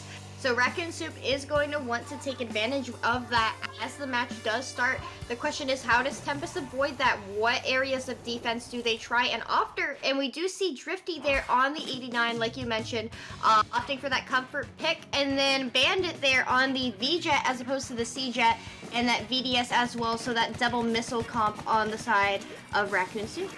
Yeah, they just want to keep the missile spam going all day long, which, fair enough. I mean, that's the world we live in right now. And again, it doesn't surprise me that Drifty is sticking with that orange in zap too, just to kind of respond in kind. But two players instantly going down for Tempest, whereas Raccoon Soup starting to show why they picked this map early, coming out and getting a lot of splats and controlling a lot of clams as well in the opening push here. Yeah, waiting for a good opportunity to strike here with this power clam. They do have significant clam economy as well as that inkjet to work with. They just need to be able to get the picks in order to make this push secure. We do see Arc and inkjet coming out, and Tenta missiles on the side of Tempest there. They do get the pick on that Brush player, now falling back for a slight defense as they get 3 picks. This is now Raccoon Soup opportunity to show why they are so dominant here. Pushing up, a wipe, and here it goes. This is Clam Blitz Piranha. The question is, how does Tempest respond and stop the bleeding? Yeah, this is a snowball opportunity, like you said. Already 47 remaining. Nobody from Tempest died just yet, but now they're starting to drop, and now the picks are starting to come into the favor of Raccoon Soup as they got one player left alive. Yeah, Kento's not going to get the splat right there, but who cares? 14 points remaining off of that opening push. Now, it's Tempest, again, on a map like this, Tempest can come back from this one in one push, but they're going to need to get a wipe and get full control of this map if they want to do it. It's Clams Piranha. Crazier things can happen. It is the Rainmaker Black Belly of Clams modes, and we do see Tempest there coming in with that Power Clam and another one, getting it very quickly down to 57 remaining and having all 4 members of their team still up. Here it comes. The clams are ducking, and they are getting extremely dangerously close. There is the lead there, and one more member down. It is 3v3 situation with neither team in control of basket here. Oh, okay. Oh, man, the 89 player almost came in and dunked just a couple of more beanbag damage clams there. But that is Raccoon Soup there providing a defense, a strong one at that, but Tempest there being extremely aggressive in their counterpunch. Welcome to Clam Blitz on Piranha Pit. High scoring action, and we're just halfway now through the game. It gets the sense of whoever's going to pop the basket next is going to be the team that wins this one. A ton of penalty points, but again, teams are scoring so quickly, and it looks like it's Tempest that's going in here. but they don't really have a crazy man advantage just yet. But they do fire in one more clam. Fire being the last one left alive. So they eat away a lot of their penalty points right here. But now with 2 players going down, this is Raccoon Soup's opportunity to regain control mid and build up a lot of clams themselves, which they already do. Plus now they got a Mercy Clam to work with as well. 2 power clams here from Tempest will give them the KO. And more importantly, they got a lot of clams off the board. Raccoon Soup does have 24, and that is significant and dangerous for Tempest to deal with. But they still have decent control of both fans here. We do see a 3v3 situation with Soup just dancing over, trying to figure out how to approach Red Shell and deal with them. Missiles coming out from Raccoon Soup as they try and push, but this is extremely stalematey, and nothing really seems to be happening other than picks against Raccoon Soup. As Tempest pushes up extremely aggressively, it looks like they're positioning themselves for another push here. They're going to pop basket. They might get the KO right now because they're just swarming in, and they are going to get it. Raccoon Soup looked like they were in complete control of that game, but as soon as they got wiped and flipped map control back to Tempest, even though they had, an 86-point lead, it just all fell apart on them right there. And now we're going to a game 5, but once again, it's Raccoon Soup who gets control of this one. And that didn't work. Now, if they just had a few more clams, they win that one, and this tournament is over, obviously, on that one push. But, I mean, you still can go back to Clam Blitz if you want to. You still go back to Tower Control on a more neutral map if you want to. Maybe you want to try Rainmaker. But this is where the strategy of the counter pick really comes into play. And this is where Raccoon Soup really needs to figure out what their best possible situation is right here. And it looks like they're going with Tower Control, Inkblot, Our Academy. Personally, I feel like that's a better map.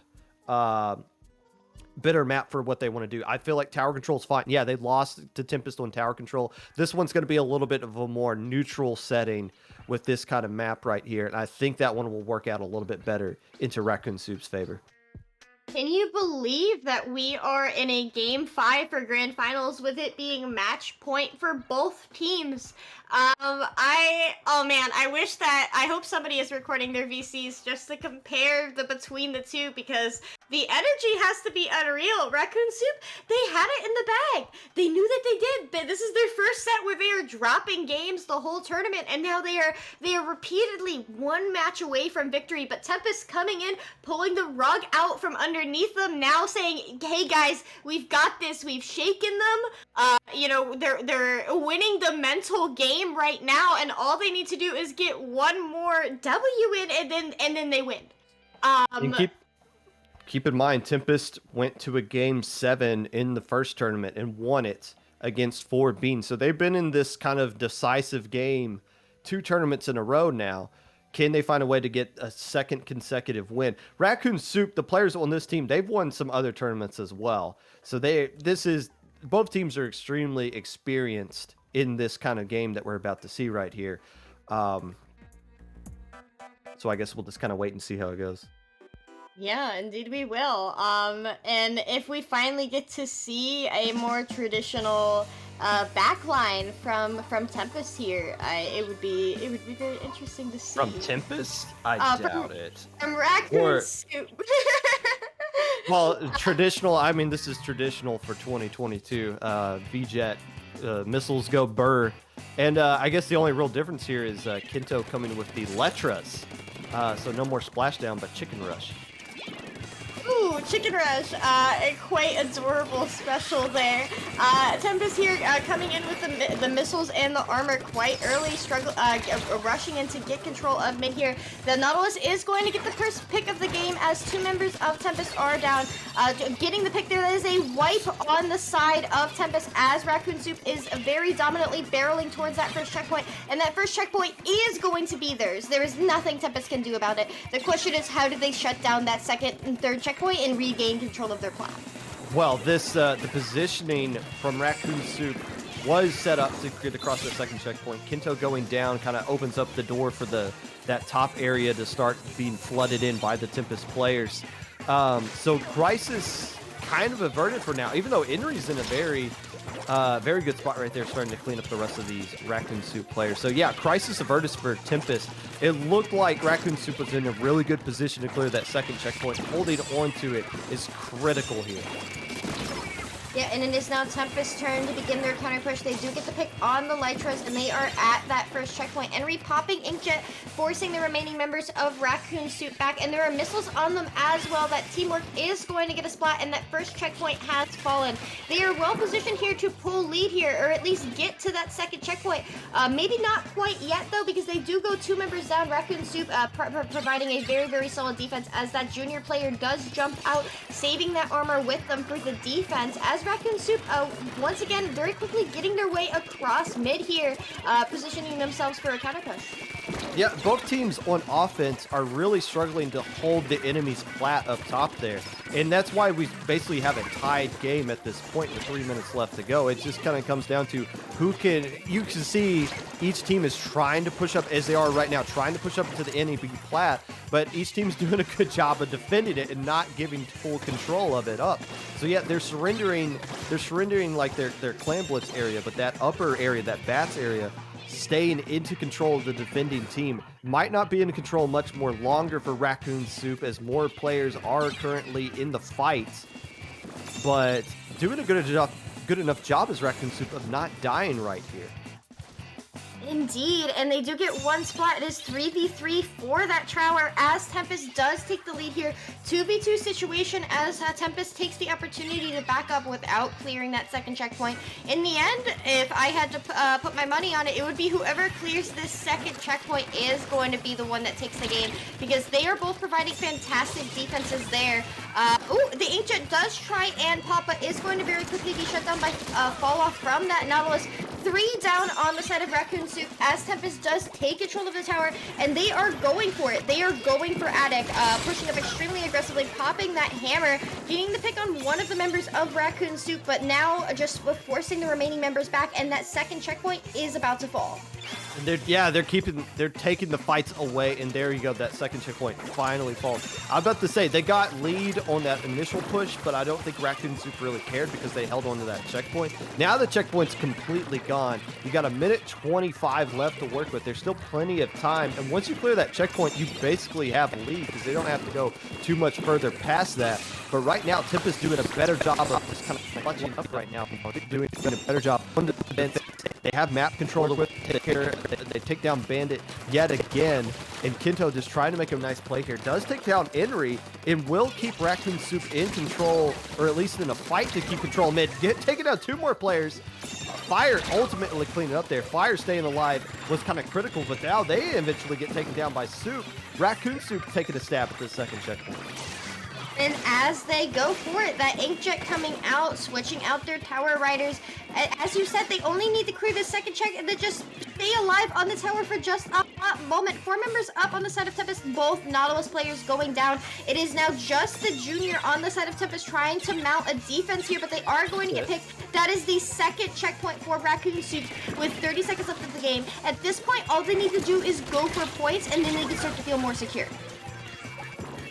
Raccoon Soup, 1 more checkpoint, and that's another wipe. So that checkpoint is going to fall, but more importantly, time is just completely draining away. Raccoon Soup's looking more and more like they're going to win this tournament. If they can stay on for a little bit longer, and they do, Raccoon Soup avoids the bracket reset or the reverse sweep, and they win the second SAC qualifier of Season 4. And the soup is delicious, coming out from right underneath Tempest there. Very, very stalematey and even game. Both teams trying so long just to clear that second checkpoint. Once Raccoon Soup was able to get in there, getting 2 consecutive wipes on Tempest was all that they needed to barrel and rush for that very strong KO. So congratulations for Raccoon Soup for taking SAC the second qualifiers, and Tempest for once again making it to grand finals. Both of these teams are going to be very strong contenders this season. You know, I think the key play right there was Kinto staying alive and taking down 2 players. It ultimately did die to Fire on the junior, but Soup was there to kind of clean up Fire as well. So just And that's why you run Tetras. You're going to die a lot, but eventually you are going to land that one play that kind of busts the whole game wide open. And that double right there that Kento got busted the game wide open for Raccoon Soup. They took control of the tower there, steamrolled the lead, and did not look back from that point. So it just comes down to the little plays here and there. Ultimately, that one being enough for Raccoon Soup. Indeed. Congratulations once again. But before we go, we do have a couple of things to discuss. If we could just take a moment for that.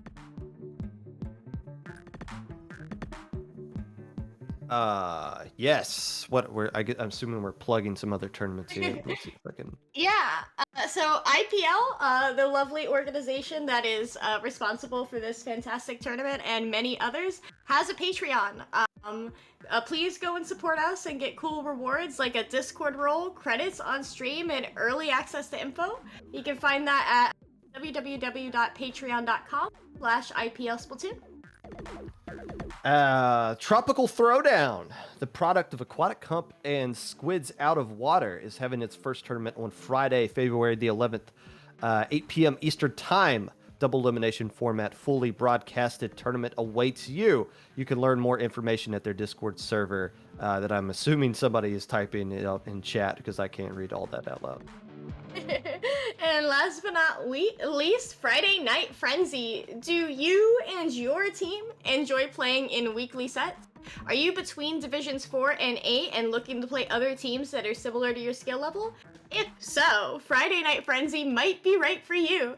Friday Night Frenzy Season 3 is starting up in early March and is now accepting applicants for teams to participate in their 8-week-long round-robin series. Participants will play in a play-all-3 set each Friday. The best part is all of your matches will be streamed and commentated, so be sure to join the Discord server and follow FNF_SPL on Twitter for more information. Applications will be open until February 18th. And where can people find you, Skip? Oh, thank you, Popgun. You can find me on Twitter and Twitch, Skipitalians, as has been seen on screen and in the comments.